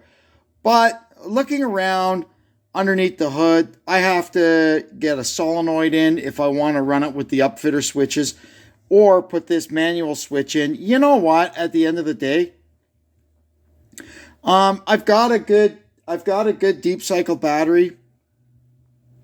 I'm just going to put a battery box and a battery on the trailer, and use the 12 volt port in my trailer plug to charge it. Because this is just too much. It was okay on the older trucks. It was easy to find a place to put this stuff, but man, under the hood of this thing, there is not a lot of real estate. Next thing we're going to do is put a fire extinguisher in. I like having a fire extinguisher in my trucks. This one has been living in the glove box for 5 years, and I want my glove box back. So we're going to put it right where we put it in all the other trucks. It fits perfectly in that little dimple right there. You know, so that's where it's going to go. I hate drilling holes in my trucks too, but what are you going to do? Look at all the holes in it already anyway that I didn't even drill. It came with them. There we go. One fire extinguisher no longer in my glove box. Our epoxy finally dried up, so we've got that, our little adapter, our little T adapter stuck in there. And then the line comes up to here. And it actually had a little barb on it. We found a hole in the box there to push that into. This was a little too long, but that's no worry. I just put a coil, a loop in it and a tie wrap. That's good enough. So that's all buttoned up. Now let's go see if the silly thing works after all that. Yeah, there we go. Very nice. Oh my gosh, it finally stopped raining. It rained straight for about 12 hours. I wanted to go to the boneyard today. And they were telling me since, like, it's Sunday, they were telling me since, like, Tuesday that it was just going to be 30% chance of rain today. Then when I woke up this morning, they changed it to periods of rain, which turned into just nonstop rain all day. Anyway, so we got some time to be in the shop. So that's really cool. Our lights work. Awesome. Another job we're going to do is add a factory under hood light, but I got to go to the boneyard and find a 4th gen in there and see if I can figure out where I got to cut this, because you have to cut a hole in the hood pad to put the thing in. I'm not 100% sure I want to actually do that yet or not. I have to see. I should maybe bring the 1500 over here and open the hood and see how similar the inside structure of the hood is. I might be able to gauge where to cut the hole from that. Hard to say. The 1500 and the 2500 do have a different hood. That may be a job that I just decide against. We'll find out. Well, I know I said I was going to leave the 7-pole plug to charge the battery for the winch on the trailer. And I will eventually get there. But right now I don't have a battery on the trailer to run the winch. So I was thinking about it, and I figured out a way that I can run the cable back. I found a nice place to mount. Rather than the old manual switch, I used to have to open the hood. And on my old truck, I used to open the hood and turn that switch on to send power back to the back plug. We're not going to do that. We're going to use one of our upfitter switches to run a big electrical solenoid under the hood. And we're going to run our cable up to that. So it's going to be all good. Here's the little bracket I made to attach the cable end or the plug. It's just a Western snowplow plug. Works great. To the bumper without having to drill holes or anything like that. I just welded it. I'm letting it cool off so I can clean it up and give it a nice fresh coat of paint. You can see I made a little bracket that goes, there's a stud on the firewall that literally just is to hang a wiring harness from. And then there's a little screw there in the side for a ground. So we made a little bracket that spans between those 2 points and mounted our solenoid on there. I've got the ground cable right back where it used to be. That's all good. So now what we got to do is start working on our cable. I'll show you the bracket that attaches it to the bumper. So here's a little bracket I made. It clips onto the bumper. I've put some edge molding on this so it's not going to mar the chrome on the bottom side. And then we just tighten up this little grub screw and our power cord will be attached to the bumper. All right, it was a ton of work, but we've got the cable nice and safely and securely run down the frame. We'll get the hookups under the hood done once I've got to run another conductor down the other side of the frame for some lights and stuff. And then we'll do all our underhood work once we've concluded that. Next thing we're going to do is run some 414 all the way from the back bumper all the way up the side of the frame in the engine compartment so we can hook up to our auxiliary feeds here and get some power to the back of the truck. Now we can start making our connections at the front of the truck. Here is all the stuff they give you for the auxiliary switches. I'll show you how much of it we actually need. These little bits here are the leads that we push into the plugs provided on the output side of the auxiliary fuse panel or the auxiliary power center under the hood of the truck. All this stuff here is for very specific things. If you are what they call a bodybuilder, so someone that's taking these trucks and putting bodies on the back of them and rigging them up for certain specific uses, like installing PTOs for wreckers and things like that. But for now, that's all we're going to be using. You can go into the EVIC screen here and customize the auxiliary switches to do whatever you want. You can make them momentary so it only works when you're pressing the button. You can make it latching, non-latching, and you can make them battery or ignition fed. All from the EVIC here. Now, it comes default settings from the factory.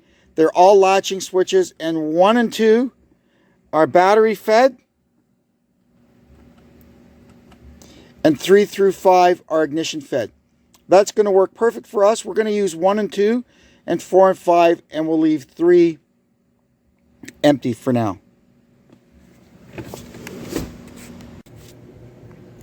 So what we need to do is push the tab on the side of this and pull the plug out, and you'll see there's nothing in the cavities. So we're going to go and look at our schematic and see what wires we need to put in here. So you can see here we've got a nice little schematic with color codes. So pink with white is number 1. Pink with dark green is number 3. So we'll make sure we get the right conductor in the right cavity. Also worth noting, in the auxiliary power center, they use maxi fuses because they don't know what you're going to be doing with this. They're all relay fed. I mean, this is some heavy duty stuff, eh? Unfortunately for us, we're just going to be running some lights and little things. And maxi fuses, the lowest denomination is 20 amps. So we're going to have to go to the boneyard. These white ones here are 25s. So I'd like to get rid of those and at least get 20s in there. And honestly, you could almost pull these things out and put spades on some inline fuse holders and put them in there so you could use lower denominations of fuses. But we're going to try this with just 20s right across. The two greens, the 40s, those are for the battery and ignition feeds that go straight to the back of the truck and are capped off. We're not using those presently. So those two can stay. Or you could pull these fuses out to deaden those two circuits at the back of the truck. Up to you. The white piece in there is what locks the connectors in once they're in. So we just have to, before we start, release that tab and it pops up. And that's all I have to do. It doesn't come right out, it just pops up. So now we go around to the back, and that's how it's oriented. They should be numbered. Are they numbered? Don't see any numbers on the... Oh yeah, there's tiny little numbers on the side. You can't even see them on the camera. But anyway, that's number 1. So we need pink with white to go in there. So we start by pulling out this rubber plug.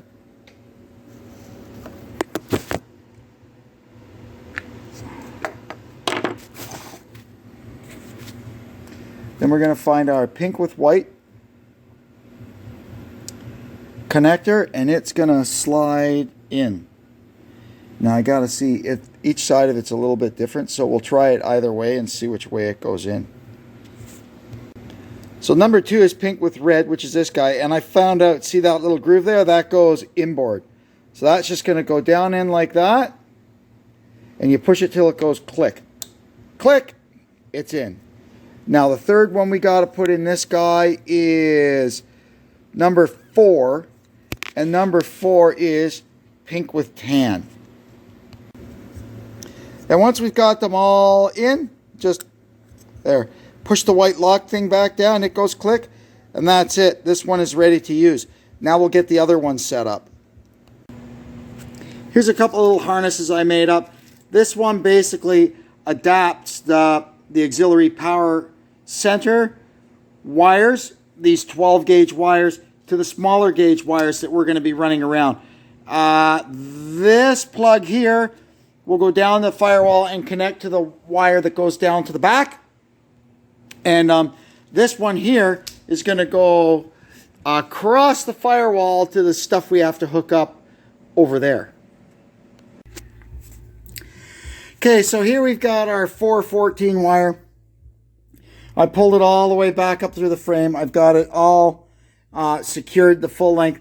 Now we got to do our hookup. So all we've got to hook up back here, we've got our 2 hitch lights, and I installed a backup alarm. It's not going to be wired into the backup light circuit because I don't want it coming on every time I put the truck in reverse. But for those odd situations, if it's dark or there's a bunch of people around or whatever, and you want to give a little added notice that you're backing up, I've got it. It'll be hooked up to auxiliary switch number 4 on the dash.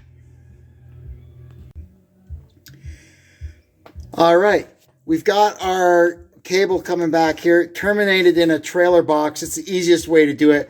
That way we can make sure all our connections are in a sealed, weatherproof environment, so we don't have to come back here later and fix green fuzzy connections that don't work anymore.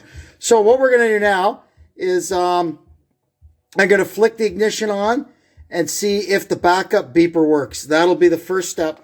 And then we'll get these here lights hooked up. We're using the yellow wire and the red wire right now. The green and brown are spares for, stuff we want to add in the future or whatever the case may be.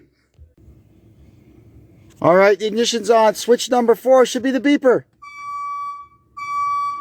All right.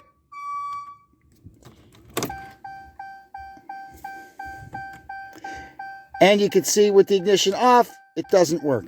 Good. Now we can go ahead and hook up the lights. They'll be on switch number 1, which is a battery fed switch.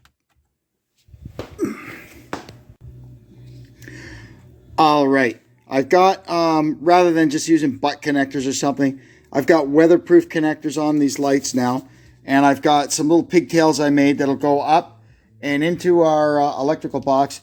I didn't really make these. I had them kicking around. I cut them off some old junk lights that I had. This one is maybe a little bit short, but we'll work with it. Alrighty, I've got my connections made in here for the hitch lights. So let's go hit switch number 1 and see if they work. Well, would you look at that? They work. I'll have to wait tomorrow in the daytime. I'll get the door up and get them kind of adjusted. I can see the beam height is pretty okay on them, but that one's got a little tilt to it. We'll just give them a tweak and make sure they're looking good under there. Now we can clean up under here. I got to put the lid on the electrical box. We can winch the spare tire back up. And then we can back it up close to the door here. And we've got some work to do under the hood. Well, look at how shiny that bumper is. Hello. Well, so much for that. Remember we were talking about the tire pressures the other day. And I set these tires all at 60. Well, look what happened. It set off the tire pressure alarm. So we got to blow it up to 551. We'll have to see what that is. I'm not sure. Probably around 70, I guess. We'll figure it out. That's a whole nother story. Anyway.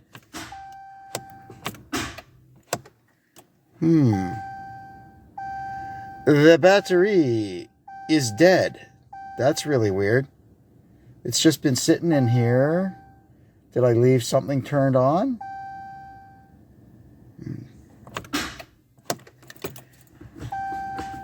Well, I'm not liking that. I guess we got to put the charger on it. Alrighty, we've got our solenoid all hooked up now. So I'm just making sure. Here's our little jumper cable that goes over to it. We got power there. We got power there. So if I go inside and flick the ignition on and hit switch number 5, that should liven this baby up. All right, we'll hit switch number 5 and listen for the clunk from that solenoid. Oh yeah, off? Yep. So let's turn it on. We're going to check for power at the lug on the solenoid, and then we'll check for power at the plug on the back of the truck. Yeah, we got power, so let's go to the back. Good, super. Loving it. All right, there's our air filter, our cabin air filter up there. So it's just the same as the one in the 1500. You see that little tab there? You release that, and the door comes off, and we'll release the other one. There we go. And there it is. It says airflow down. Let's see. Oh, that one's not too dirty at all. Oh yeah, it is. Look at the junk in it. Wow, yeah, that's time to change that. Alright. This one is a little jiggly to get it in, but there we are. In she goes. And you just pop the door back on. And that's another job done.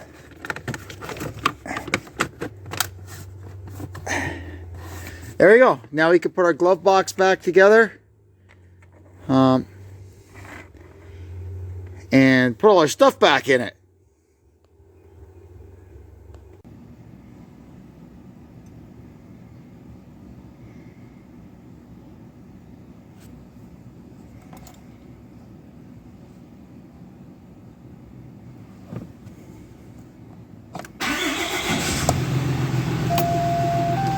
Alrighty, we're gonna back this thing up. Got to get it right against the door.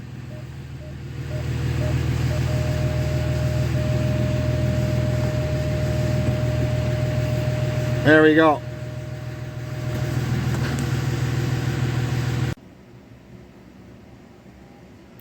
Next thing we're going to do is drop the hood insulator out and put in, I've got everything to put a factory engine compartment light in it.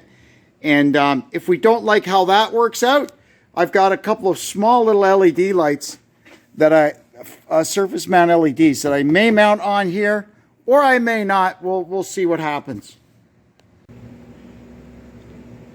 First, we got to get these little clips down. And I don't know what this is on my hood insulation. Like, it looks like salt stains you get in your carpet. This truck has never seen salt in its life. So I don't know what in the world that could be, but it looks terrible. So we'll have to sometime in the future have a go at cleaning that. But right now it's freezing cold outside, so we won't be doing it today. So you just get a little tool like this, one of these little trim tools, and you get behind these things. There you go. And they should just pop right out. You'll probably destroy them taking them out, but they're cheap enough to buy. And you have to be careful what you're prying on, because you don't want to squash this stuff, right? Any more than you have to. So it's not coming out with this one, so we'll try the next one. There. I don't know where that one... Oh, here it is. So you can see there, it broke. It broke the little end off. It's got like a barb on it. It's not like those ones we call Christmas tree fasteners that you could sometimes pull out and put back in. These things are pretty much single use. I did manage to get one out. I'll show you what I mean. See how they've got a barb on them? So when you pull them out, you're trying to flip the barb around the other way, and it usually tears the end of it off. These things here in Canada, list price on these at the dealer, $10 each. I'm not making that up. I found one dealer that would sell them for $6.03. So in the end, I'm waiting for it to come. I bought a bag of 30 of them on Amazon for $8. You can't make this stuff up. All right, we got it down. You can see here the round hole and the square hole. That's where the light mounts, and there's a couple of holes down here to run the wiring.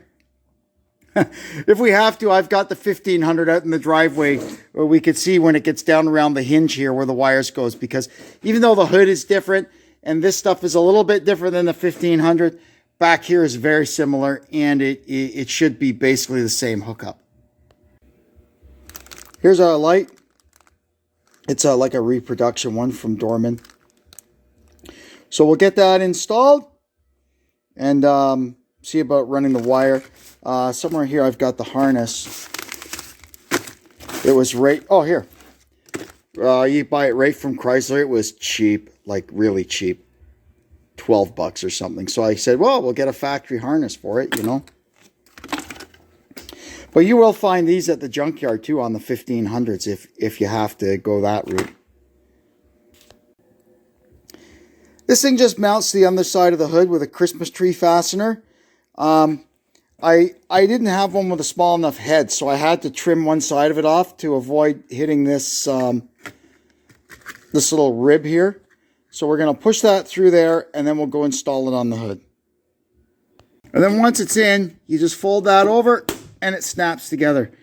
I would like to pop this off and install an LED bulb in there, but they actually, in order to save a few cents making each one of these, they forego proper connectors for the light bulb and soldered it in.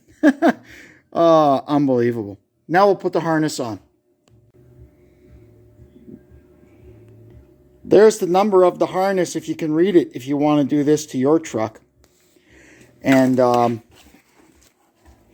there's the Dorman number for the light. These trucks, for all the years they made them on the higher trim levels, like this one's pretty gussied up, would have come standard with an underhood light. And then in 2018, for some reason, no more underhood light. I had to add it to my 1500, and that is a bloody limited, and it didn't come with the light. But on that one, at least, it still had the plug. It still had the plug here on the firewall. It was plug and play. On this truck, there is no plug on the firewall. They totally got rid of it. So we'll fix that up next.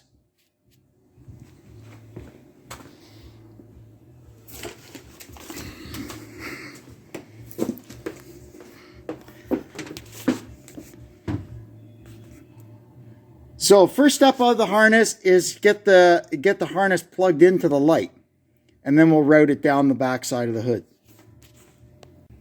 So you can see the first 3 fasteners, they're Christmas tree style. They go into the holes in the hood. This next guy here, you'll see right there, there's a hole in the top of the hood hinge. And then this little barbed one at the end goes right there. So there you can see how it runs down. Now, once you've done that, you want to look around in this area here for this little harness. If you have it, you have it. If you don't, you don't. And it goes in right here in place of this push fastener. See? It goes there. Obviously, we don't have it, so we're going to install it. This you can find on any gas or 4th gen Ram in the junkyard, because like I said, up until 28, they mostly came pre-wired for the hood light, whether they had it or not. So we're going to install this, and then because we don't have any provision in our harness, we're just going to use an inline fuse and take our power right here from this solenoid, or we'll go to this battery lug here.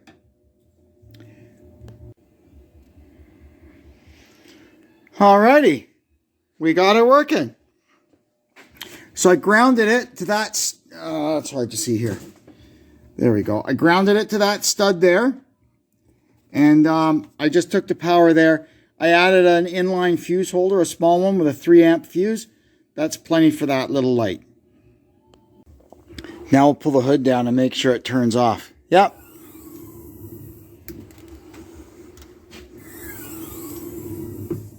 Good. Works just as it should. Now, a really cool thing to do would be, because like your dipstick is on this side, it'd be neat to put another one right there and just wire it in parallel with this guy here. But, you know, we've got one. That's good.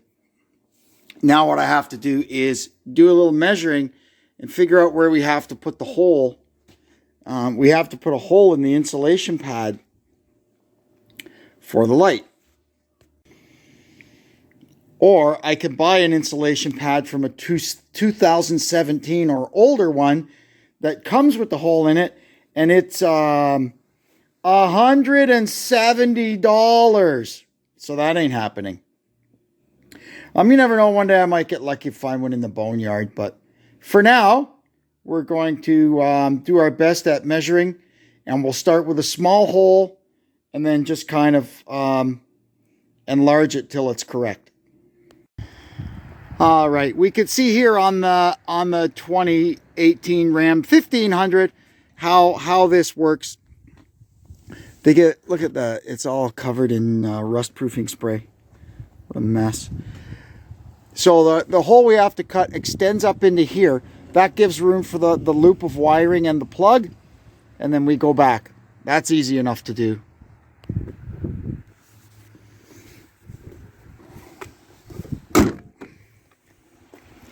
That hood's so nice to whip up and down. I think it's aluminum. Well, there we go. Measure twice, cut once. So they say. So we measured it up. I think I got it pretty darn close. We're going to test fit it and see. How I cut it was with a sharp knife using a 6-inch steel ruler as a guide. This is a pretty compressed hood insulation. You remember the old ones? They were real puffy, fluffy stuff, and it was really, really hard to cut them straight for any reason at all. But this one's not bad at all. That's pretty good. And I even managed to reuse 4 of my 6 little clippy things. So I still have to wait for the pack of them to come, and I can get 2 fresh ones. But yeah, there we go. The hole's a little off, but close enough for mass production, I'd say. Okay, that's going to do it. In here, what we're going to do now, I've got my annual appointment to get the Ram 1500 oil sprayed with Crown oil spray. So we're going to go over and do that. And when we come back, we're going to change the fuel filters on this guy. Well, here's our $8 bag of hood insulation clips. And for $8, they even give you the flipping tool for pulling them out. Unbelievable. Anyway, I'm going to pop on the missing ones. I think I just need 2. And then we'll see if they look any different from the original ones. Well, they look just fine, and they work as they should, so I guess it's a success. Now we're going to change the fuel filters. We're going to start underneath with the water separator filter. Here's our new one. Do not remove this thing from the plastic until literally the second that you're going to install it. These things, I can't stress enough how clean the fuel systems in these common rail engines have to be. You can't have anything, contamination in the fuel system. It will destroy everything. It's not like the old 12 valves we used, the old ones. You could fill up the filters with crushed limestone and it wouldn't care. It would eat it and spit it out the tailpipe and laugh at you. These things are a whole different animal. We do not pre-fill the filters because you could be putting dirty fuel on the clean side of the filter, pre-filling them. Let the fuel pump fill it with fuel that has been strained through the tank and let it run through the filters. That's my theory anyway. So we'll get started underneath. Goofy place for a fuel filter, but hey, there it is, right in front of we're right in front of the differential. So the first thing we're going to do is open this drain valve here. That's going to drain it. If I can get my arm up in there. Like I said, it's a goofy place for a filter. I can't even, it's hard to even film it. There we go. Let's see what comes down from it.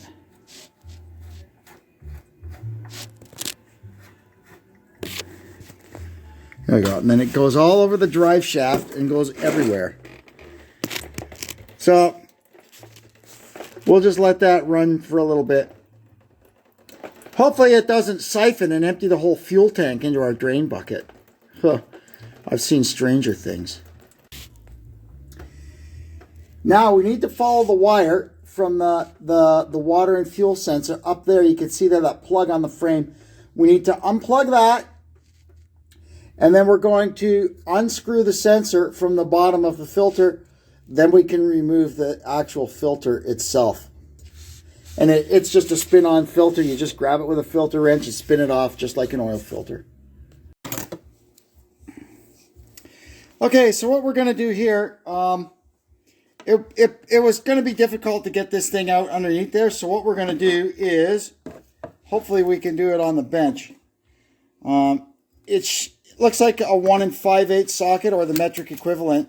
Of course, we don't have that. We've got 1 11/16. So you have to be really careful because it's just plastic. And you're fighting against an O-ring that's kind of dry in there because it's been in there a while. Anyway, out she comes. Just be really careful. And this is an added extra gooey mess because when I bought the truck, I had the Master Shield rust protection done. I don't know, probably a waste of money. Everybody's got their own opinion on that. But they spray this black guck all over it. And of course, the diesel fuel comes out and gets at the black guck and it starts melting it all, right? So, there we are. There's our old filter.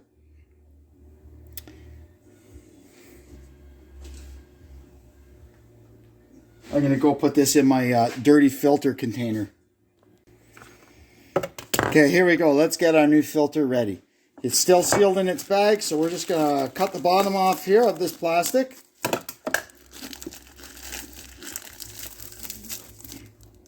Now, we got our water and fuel sensor here, our old one, and you can see it's just a simple little device. If there's enough water in there, these two things here, water will conduct electricity and basically connect these two conductors, and the water and fuel light comes on. A good idea every time you service the truck, every time you change the oil, just open that valve and let it run for a second or two, just to make sure there's no water in the bottom of this filter. I had it one time on my old 12 valve where the light was coming on all the time, and I finally found out that the fuel filler neck was rubbing on the pinch weld on the box floor, and it had worn through the filler neck, and of course it was right beside the wheel there, and anytime I would drive it in the rain, the wheel was firing all kinds of water at it, and it was going in the fuel tank. Anyway, we got that sorted out. So they give us a new O-ring with the new filter, so we're just going to grease this up.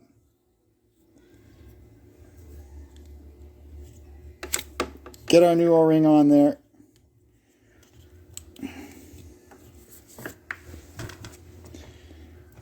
Grease up that side of it. Alrighty. Then we can screw our sensor into the filter. Make sure we don't catch this plastic.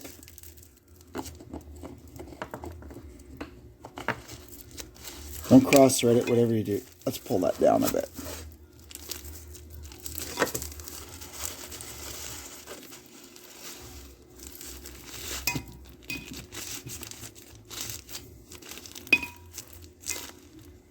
There we are.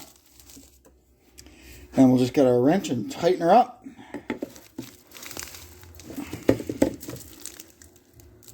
Good. All right. Now we're ready to crawl underneath the truck and install it. So at this point, we can remove the rest of the plastic.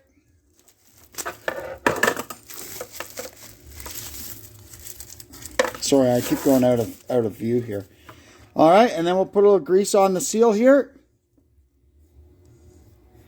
Then we'll go underneath there and screw it on and just tighten it. I think they want you to snug it at 1/4 of a turn after it makes contact. So we'll do that. 1/3 to 1/2 of a turn. Okay, fair enough. And then plug this guy back in, and we'll be done.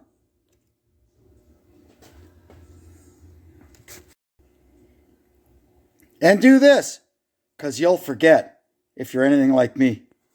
Okay, there we are, all done. We'll just make sure that the little valve is tight. Good. What a mess. It's a brand new filter, and I've already got it all messy. Oh, what are you going to do? It's going to get more messy living under a truck, I guess, isn't it? All right, now we can change the front one. Now we got to change the cartridge filter at the front. You can see there's the cartridge down there. And it has the same thing. It's got a drain valve there. The yellow thing is a drain valve. So we are going to get our drain bucket underneath there. You can see there's a hose attached to the drain valve. So we'll drain this filter down, and then we'll take the cap off of it, and we can replace it. Well, let's open this up.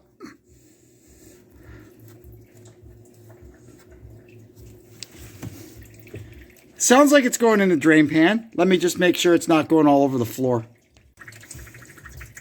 Well, it's going in the drain pan via the front differential at least, but it's getting in the drain pan. The fuel filter cap comes off with a 1 1/8 socket.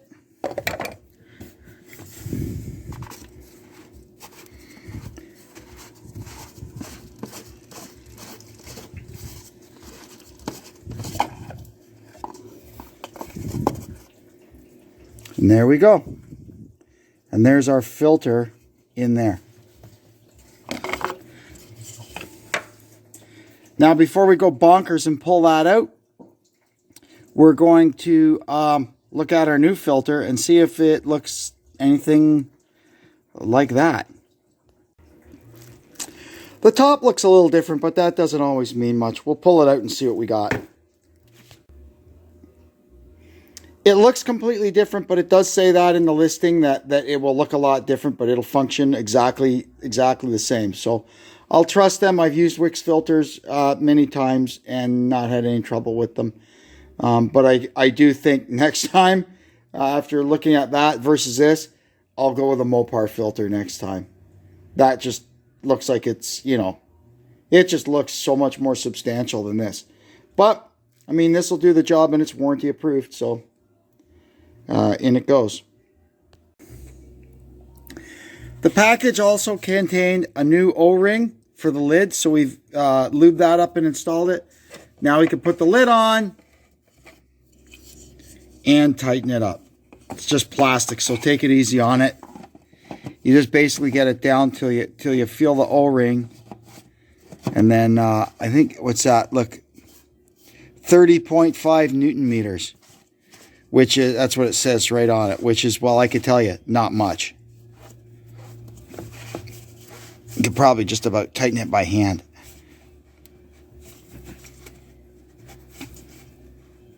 There, and I'll give it one little touch with the ratchet just to make sure.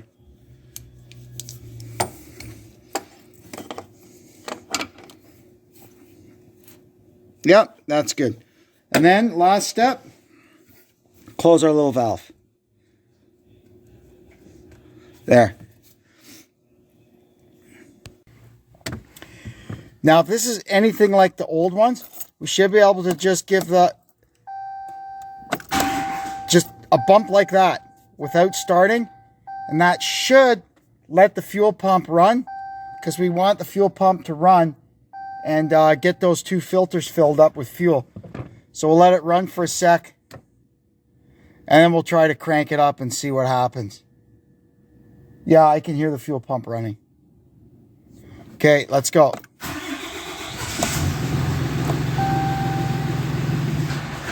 Uh-oh.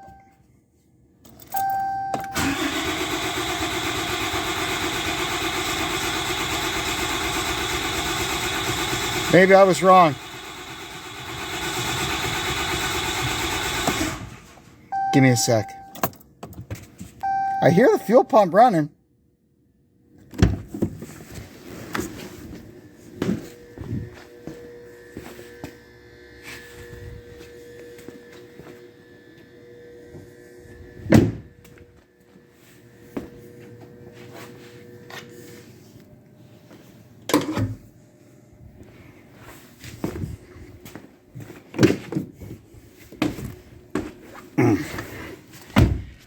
Okay, so it runs for about 10 seconds and then it shuts off. So we might have to do that a few times, right? Let's see here. There she goes. We're good now. Yeah, all right. Now we'll look underneath and make sure there's not diesel fuel pouring all over the place. I can't believe these modern diesel engines. Nothing there. I can run this inside my shop for a few minutes and I don't even smell anything. Good. If this was my old 12 valve, even the dually with the common rail, it'd kill me. Well, the dually's not as bad, I have to admit. Okay. Good. Shut her off. And now what we got to do is we got to toggle through and reset the fuel filter life. The fuel filter life, oil life, fuel filter life. So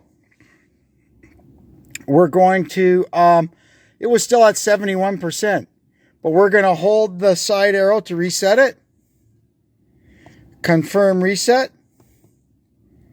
Okay. There. And you just saw our fuel filter life reset to 100%. Good. So I'll probably do that like every 5 years. Like the original ones were in there 5 years. That's probably how often I'll do it. Depending on mileage, of course. If I start pounding miles on this thing, then we'll do it more often. But at the rate this thing goes, look, 22,000 kilometers in 5 years. That's 6, 12, about 14,000 miles.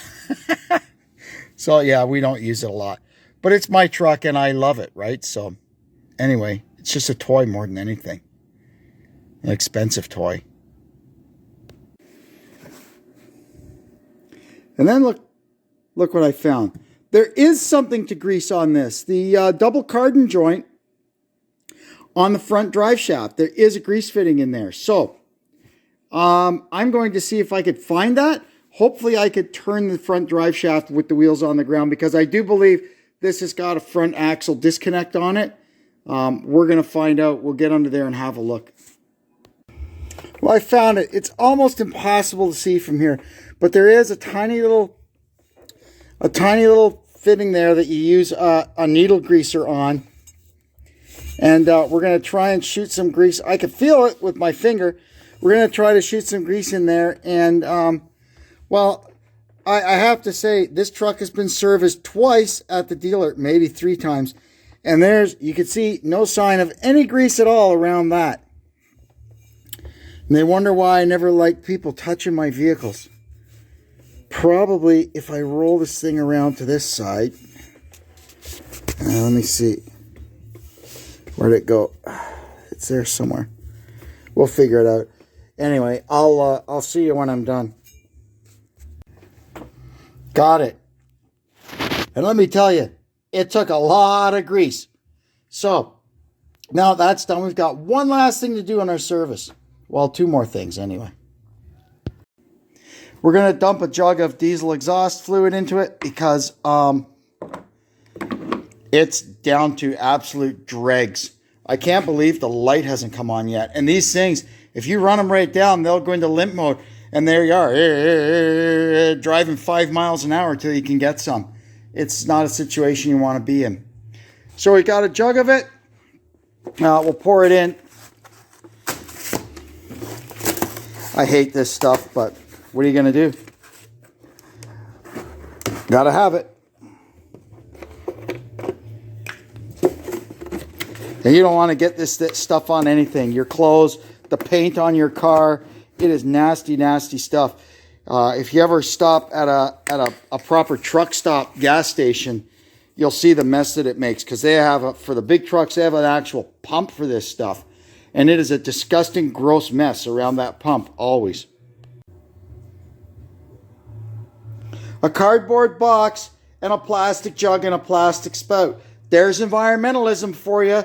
And remember, the middle part of environmentalism is mental. Well, if anything, I get a 10-liter dirty oil jug out of it. What a scam. Now I'll check all the lights.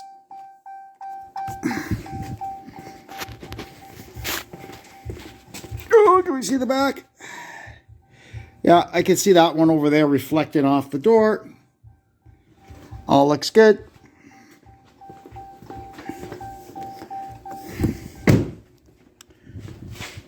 Five clearance lights, jolly good. Headlights, flashers. Yeah, that's, oh, fog lights. I don't know if they'll come on when it's not running.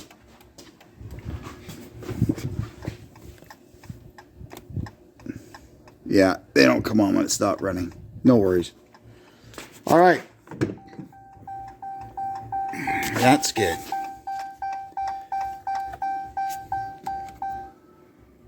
Super. Is the key in it? No. Okay.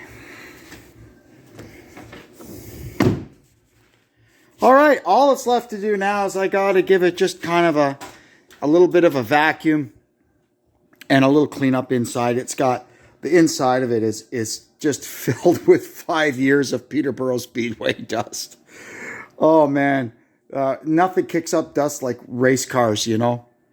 A lot of the pits there were in the old part were gravel, and then race cars would go through there with great big exhaust pipes pointing at the ground, and man, it could stir up a real cloud of dust. Anyway, that's all good. Let's get her cleaned up. Alrighty, now we got it outside. See there, our DEF gauge is up, so that's good. I'm going to take it for a spin up the road now, because even though I rotated the tires, you can see the pressures on the front. They have to roll on the road for it to reboot itself. So it doesn't know that I've switched them from front to back. So once I get rolling, those two high readings will switch to the back and the low ones will switch to the front. That's why it set the tire pressure light off, because that tire there is actually over here. Or is it? No, straight back. It's from the right front. It's gone to the right rear, and the poor thing is confused. So we did speak earlier about running the rear tires at a lower pressure than recommended on the placard. That's totally up to you, depending on your situation. But I had to pump them up to make the light go off, because the threshold for turning the light on is about, it's around 65 PSI, and the light goes off when you pump it back up to 80. So I've pumped these guys up to 80 to make the light go off, because originally that light was on. You know what? I don't even know. I'm confused now. Too many tires moving around, too many lights. But anyway, we're going to take it for a run, let this thing sort itself out, and when we come back, I'm going to lower the back tires down to 70, 65. I did have them at 60, and that's too low. That'll make the light come on. Unless you go in to the body module with Alpha OBD and change the threshold. You can do that if you want.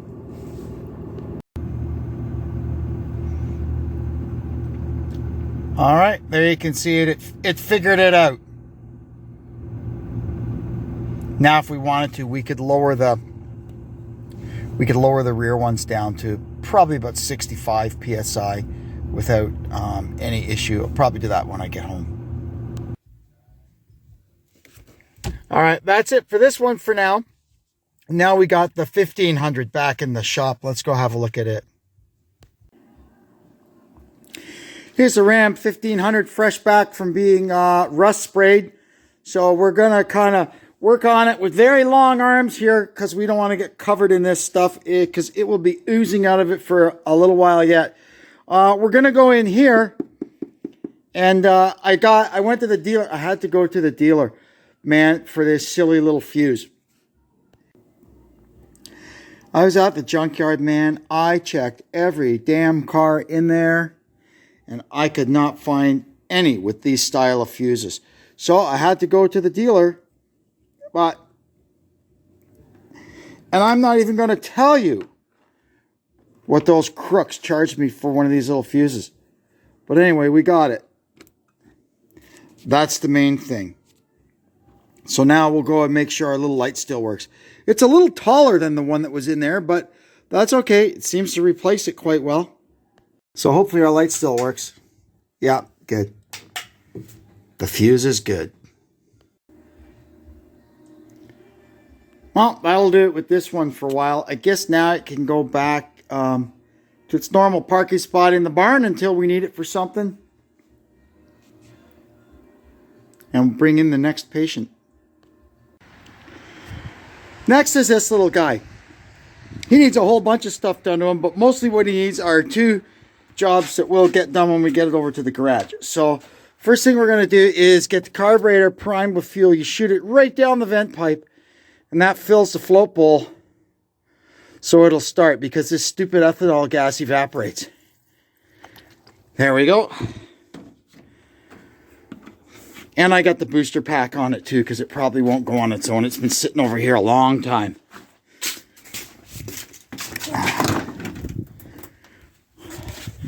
Oh, dome light's on. Okay, let's see here. A little slant 6. Little slant 6. She's going to crank up.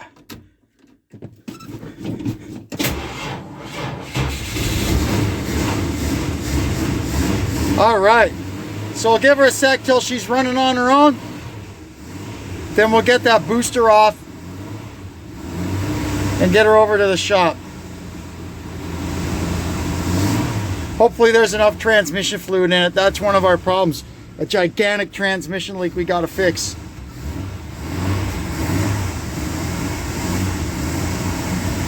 So once I know it's running and going to stay running, I think we're in good shape now. I'll go over and put the garage door up, and we'll make a beeline. All right, ready? Let's go. This thing's not very good in the snow either. It's such a cute little truck, isn't it? Everybody that sees this thing loves it. It's got the little red vibe going on without the little red.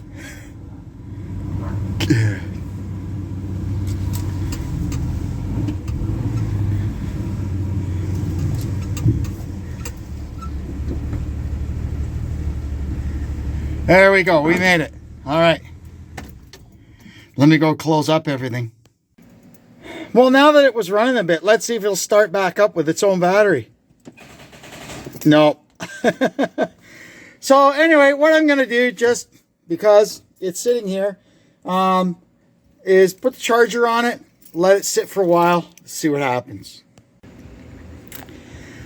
This little fella, I got a whole bunch of stuff I need to do on this, but for right now, what we have to do is change the radiator and change the neutral safety switch, because they both leak like sieves, and that's what's stopping it from not really being on the road, because I've never gotten it certified yet, but it's keeping it from, you know, being able to go back and forth to the barn and get work done on it.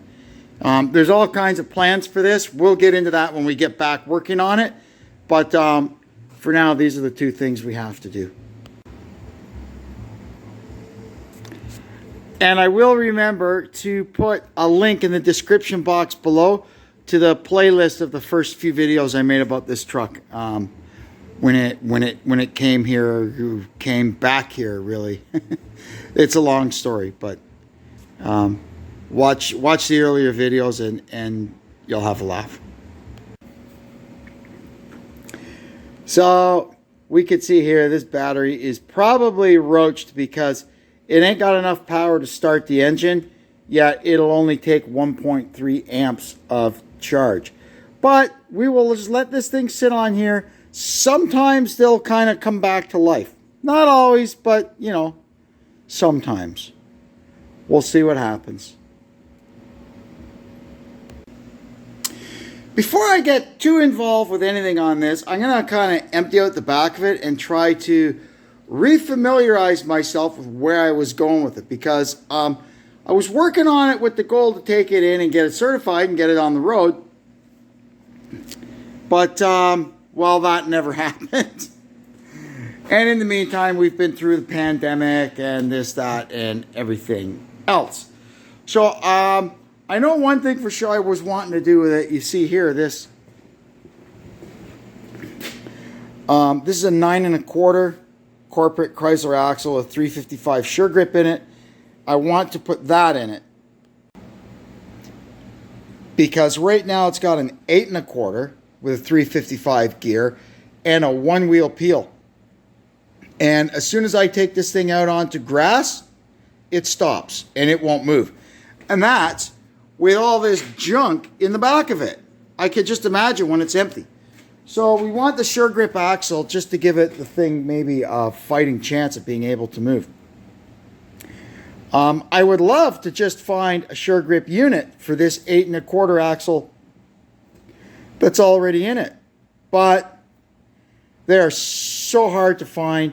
There's lots of them around, and when you get one, you find out it's for a 245 or a 226 gear, which is a bizarre 8 1/4 sure grip that they made lots of in the 80s, and they've got a different offset. You can't use anything deeper than a 245 gear on it. So they're hard to find. I'm not springing for a new one. I found this 9 1/4 in my barn, so I said, yeah, we're going to put that in it. It may be a tad much for the poor little slant 6, but hey, then at least we'll be ready if we ever decide to put the Rompin' Stompin' 360 that was in this thing when I first got it back in it. I don't see that really happening anytime in the future, but hey, the possibility's there. So I know there's a bunch of parts in the back of it for that rear end. There's brake parts and seals and stuff. So I'll maybe dig that all out and keep it with it. In the back here, there is also an 833 overdrive 4-speed transmission that we are eventually going to swap into this thing. But for now, we have to stick with the 727. That's what's in it. So anyway, let me get all this stuff out of here and we'll see what we've got.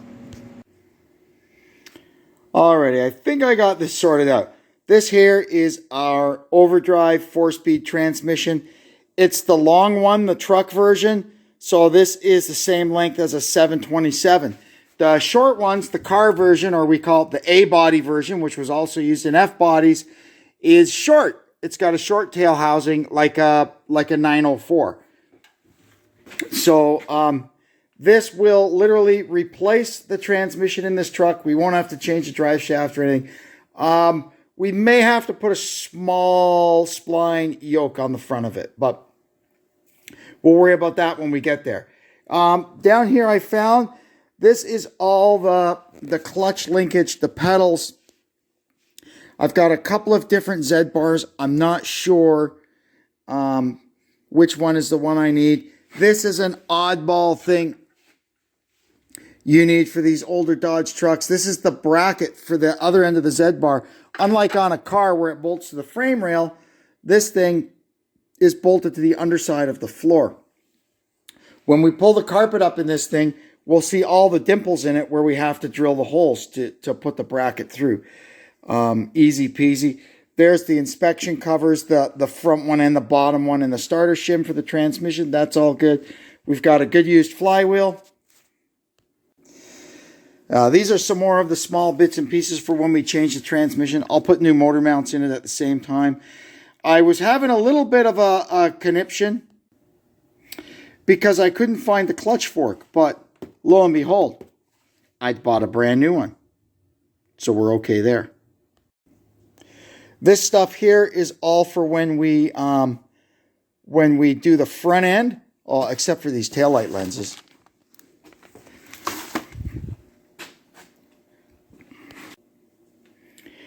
Here is the little add-on hump for the, this is the add-on hump for the shifter, because normally in a truck you'd have a 435 transmission and the shifter would be in the center, but this is like a car transmission with the shifter on the side.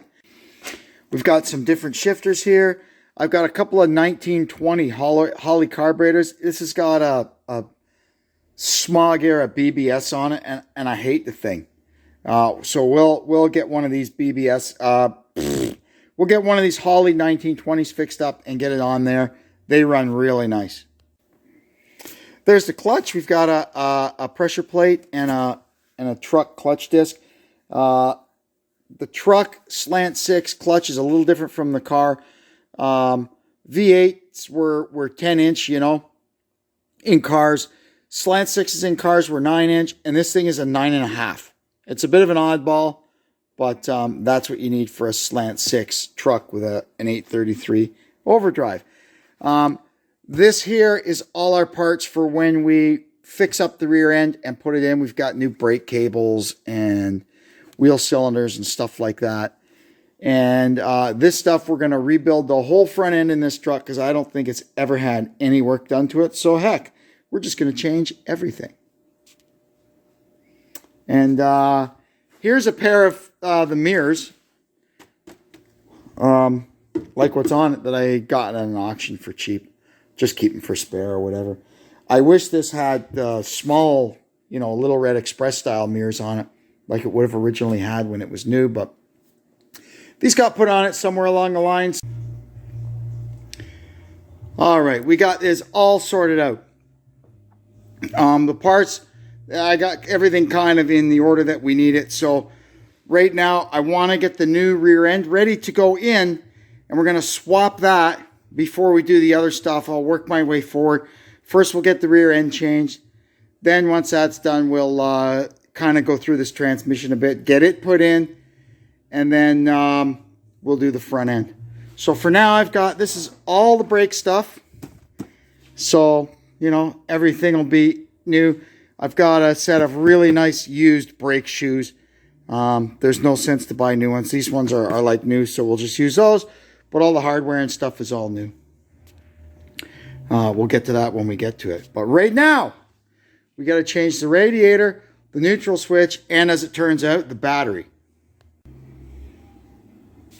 I had this thing charging all night and nothing happened. When I came out this morning, it was boiling one cell on this end. So yeah, that's it for this thing. So we'll grab another one. And we'll grab it from here, the old Oliver 550, because I bought a brand new Group 27 battery for it. So we'll pull this one. I think it's a Group 24. We'll pull it, which is just right for that little truck. We'll pull this out. There's nothing wrong with it, and put it in the truck. Oh, that's buttoned up nice. As an added bonus, let's see if the damn thing will start. Well, let's see. All right. The little slanter roars to life. It's charging.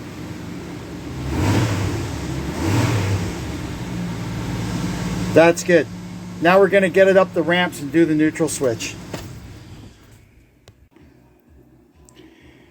So we're going to just put the left side up on ramps. That way it'll come up, it'll give us room to get at the neutral switch, and it'll tilt the truck up like that, so when I take the switch out, whatever fluid happens to be left in there isn't all going to come gushing out. Alright, well now, to refresh our memory a little bit on this thing. The one that's in it leaks. So where they will leak over time is here where they are crimped together. There's a little seal up in there, and it gets loose or dries out or whatever, and they start to leak around here. And that's where the one in this truck is leaking. So I said, hey, no worries, right? I'll just get a new one. So I get a new one, a name brand one, that's all I'll say. Screw it in, truck won't start. I go, well, it started before I put that in. All that it does to start, there's two circuits in here. There's a two-stage switch, right? So the first stage is this. All it does is allow this to go to ground. And that is the ground side of the starter relay. So in park or neutral, the rooster comb on the valve body pushes that about halfway and grounds it. Simple. The engine can start. When you put it in reverse, the second set of contacts is these two here, and it's just simply in and out. And that lets the current come in from an ignition source and go out to the reverse lights. Pretty simple. Well, the first one I put in, the damn truck wouldn't start. So I go, did I forget to plug it in? Crawl underneath, it's plugged in. Wiggle, jiggle, blah, blah, blah. At the end of it all, I just jumped from the center terminal of the plug to ground, and boom, the truck started. I said, okay, this switch is no good. So I returned it and got another one. Next one comes. I put it in. Hey, the truck starts. It's a miracle. Then I'm checking it over. I put it in reverse. I walk around the back. No backup lights. That's weird. I pull the plug off. Check here. No power. Check there. No power. I can't remember. Whichever one it is that's supposed to be hot. No power. Go inside the truck. The fuse is blown. So I said, really? So I plugged the switch back in. Put a new fuse in. And this time I didn't turn the engine on. I just turned the ignition on. And as soon as I put it in reverse, I heard the fuse go pop. So anyway, I got it out. I checked it. I checked it with the meter while it was still installed in the truck. And yeah, shorted straight to ground when it's in reverse. So I got so pissed off, I just put the original one back in. I said, you know what? Let it leak. I'm done with this. Everything you buy is a piece of crap. They take your money and sell you crap. Excuse me. But anyway, what would happen is the thing would leak and it'd make a huge mess everywhere you parked it. And every time I went to move it, I'd have to put 3 quarts of transmission fluid in it. That gets old real fast, right? So anyway, I've given up with the new ones. I went out in the shed, and there was an old 727 out there in the shed, and I looked at it, and it looked nice and dry around here. So I said, well, we're going to put this one in it for now. It'll get us by until we get the 4-speed ready and put it in. Because, you know, the speed that I work, who knows when that'll be. So that's the story on the neutral switch. Let's get under there and change the stupid thing. You can see the switch here and see all the oil coming out of it. It's a mess. We'll put a drain bucket on. I don't know if I've got it tilted up enough to stop all the oil from coming out when I pull it, but hopefully we do. Other places where these torque flights will leak is here. It's hard to see there. Up in here, the selector shaft seal, they'll leak. And that's a fun one to change because you have to pull the whole valve body down. You know, it is what it is, right? What are you going to do? Yeah, let me get the drain bucket and we'll get this thing changed. So we crack the thing loose with a 1-inch deep socket. And we'll pull it out and see how much of a mess we make. Hope the bloody stuff doesn't shoot right at me. Well, a little bit is coming out. I haven't got the bucket in the right place here. Hang on. There we go.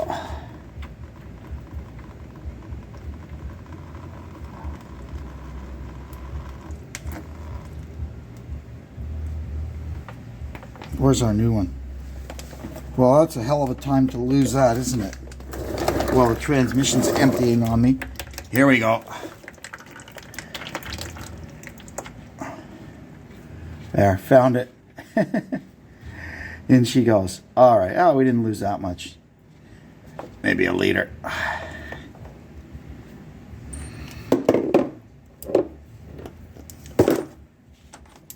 Now let's get our 1-inch socket and tighten her up. There. Hopefully this one doesn't leak. I mean, I took it out of an old dry transmission in the shed, but like I said, it looked dry, so I'll plug her in. Good. Now we'll go up top, dump a couple of quarts of oil in it because there's no way she'll move now that it lost that. It was just on the cusp of not moving the way it was. Now it really won't move. I'm going to wrap this one up with green tape and write leaky on it, and then I'll take it over to the shed and screw it back in to the old transmission that I took it out of just to keep it sealed up. Another thing I have to do while I've got it up in the air, I want to try and figure out or try and ensure that we do not need a shortened drive shaft when we put the larger rear end in this thing, because that could ruin all our fun, right? So what we're going to do is we're going to measure here from the center or from the housing here out to the U-joint, right? Now, bearing in mind that this here on the 9 1/4 is 3.5 inches, and on the 8 1/4 it's only 3 inches. So there'll be a 1/4 of an inch difference. But that's kind of negligible in the world of drive shafts. They generally give you plenty of. Let's see what we got here.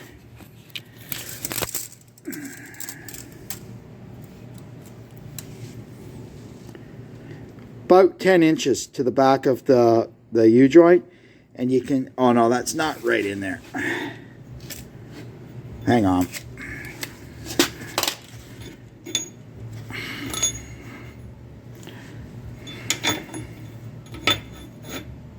Okay, I'm going to have to do this without filming. I'll be right back. Okay, it looked like about 9.5 inches.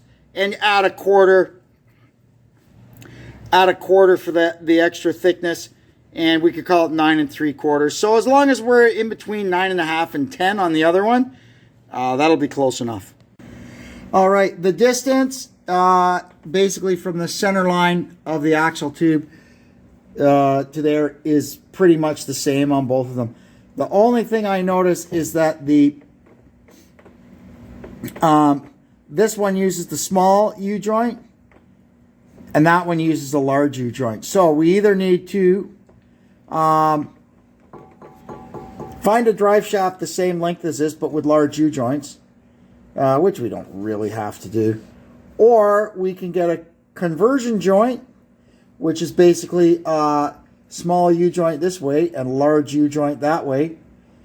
Or we can change the yoke and put a small U-joint yoke. And I kind of think that the 9 1/4 and 8 1/4 use the same yoke. I may literally be able to take the yoke off this one and put it on that one. But I'm not 100% sure on that. I need to do a little research.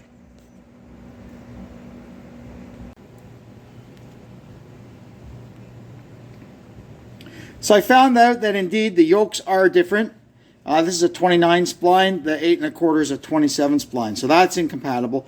But I did find for like 30 bucks, I could just buy a conversion U-joint. That's the simplest solution to this problem. So that's what we'll do. This old switch has been sitting here on the bench for 5 minutes. And look at the oil that's come out of it. All that oil was inside it, and it's leaking out now. Unbelievable. All right, we'll get her down from here now and change the radiator. You can see the yellow paint under the chips on those cop wheels. Those used to be Metro Toronto Police. Those old yellow Plymouth Furies. Man, this thing sits up about as high now, at least on this side, as it did when it was a 4x4 in a previous life. Okay.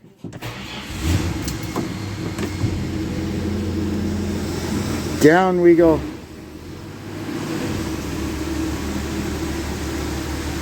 Down we go.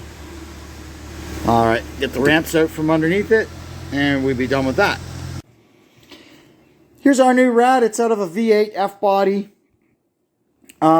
Starting in the late 70s, once the big blocks were finished, Chrysler just went to the one rad for everything. There's a few different part numbers. There may be a minor little difference in it. Some of them have got the upper hose here. Some of them you can see there's a provision for it there. Even on that radiator, there's a provision for it on this side. It doesn't matter. They just use these rads in everything. So I wanted to swap this thing to a clutch fan with a shroud, right? Because originally it just had the normal slant 6 stuff, the 4-blade solid fan. And it still had the same rad from when it had the 440 in it. It was like a 4-core, 28-inch big mother. The poor little slant couldn't never get warm. Anyway, so I decided to go with a V8.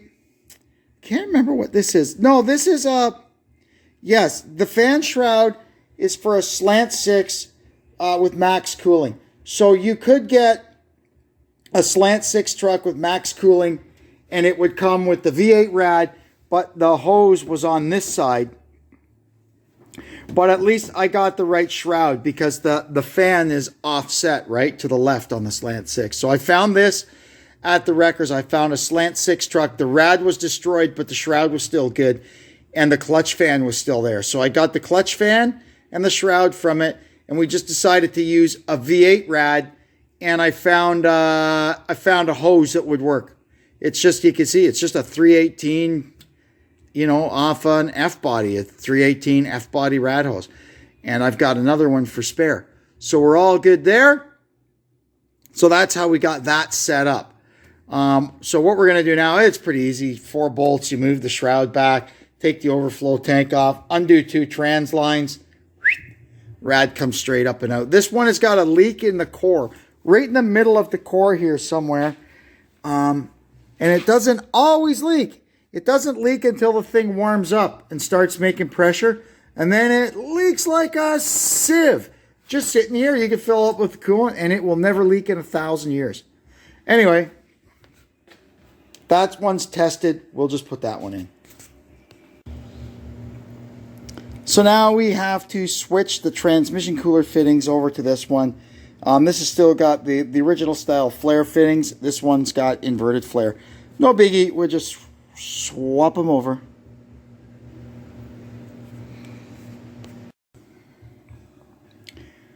There's the new rad hung in there. All I got to do now I'm going to hook up the transmission lines. Then we'll put the lower hose on. And wow, we'll be well on the road then, won't we? All right, I got the shroud on. And now we're just going to make sure we got lots of clearance for our fan. And then it's not getting interfering. There, put the flash on. Nothing, no interference. Nothing touching, nothing even close. Now we can put our upper rad hose on, get the burp tank back in, and we can fill it up with coolant. Probably best to fill it up before we put the overflow tank back in so we can see if there's any leaks. Okay, so we've got the radiator filled up so that the coolant is about a ½ inch above the top of the core. And we've got this filled up to the low mark. So we'll just let it stay like that until it's warmed up and cooled off 1 or 2 times, and then we'll adjust the coolant level from there. Okay, we'll crank it up. We'll run the thing through all the gears. Leave it in neutral. And we'll check the fluid level. It wants some for sure, so we got about 1 quart and a bit left in here. I'll put about half of it in and we'll see where that gets us. It's running okay. Don't see anything leaking. That's good. And this thing, so quiet for a slant because this is the hydraulic one. The engine's a lot newer than the truck. The truck is 76. I think this engine is 86 or 87, so it's got the hydraulic lifters in it, so you don't hear the famous, the Slant 6 has got that typewriter sound from them old mechanical tappets. These ones are nice and quiet, hydraulic valve train in them. It's starting to get a little stinky in here. There's transmission fluid all over the exhaust pipe. It's alright, we'll get it burned off. And now what I'm going to do is I'm just going to put a piece of split loom over this hunk of heater hose where it sits on top of the alternator there. I don't like that. Perfect, right where it needs to be. That looks a lot better too. Now, this silly thing is idling, and the hot air door in the air cleaner rattles. Have to see if I can fix that. Might have to reach in there with a pair of pliers and give something a little tweak. It's open now, so I think it works. Anything dripping? Nothing dripping. That's super. And that's that. Our little D100, we got the jobs done we wanted to do. Now we can carry on with some of the other stuff we're going to do on it. That's going to bring us to the end of the Christmas Day Dodge Truck Extravaganza. I've been out here working probably for about 5 days now to get all this stuff done. I'm going to go in the house now and get it edited, and you'll see the final product on Christmas Day. It's still going to be long and long-winded and clunky. That's the objective of this. I want to give you an alternative to the Yule Log channel while you're lying on the floor with your pants undone, moaning and groaning after stuffing yourself with turkey and stuffing and vegetables and pumpkin pie and who knows what else. Anyway, I hope you enjoyed this. I had a lot of fun doing it. Hope you'll come back and see us again. Maybe I'll have something for New Year's Day. I don't know. I need a break from this. Anyway, until we meet again, this is Kevin saying so long from the Claremont Classic Garage. And Merry Christmas to all of you out there. Bye-bye.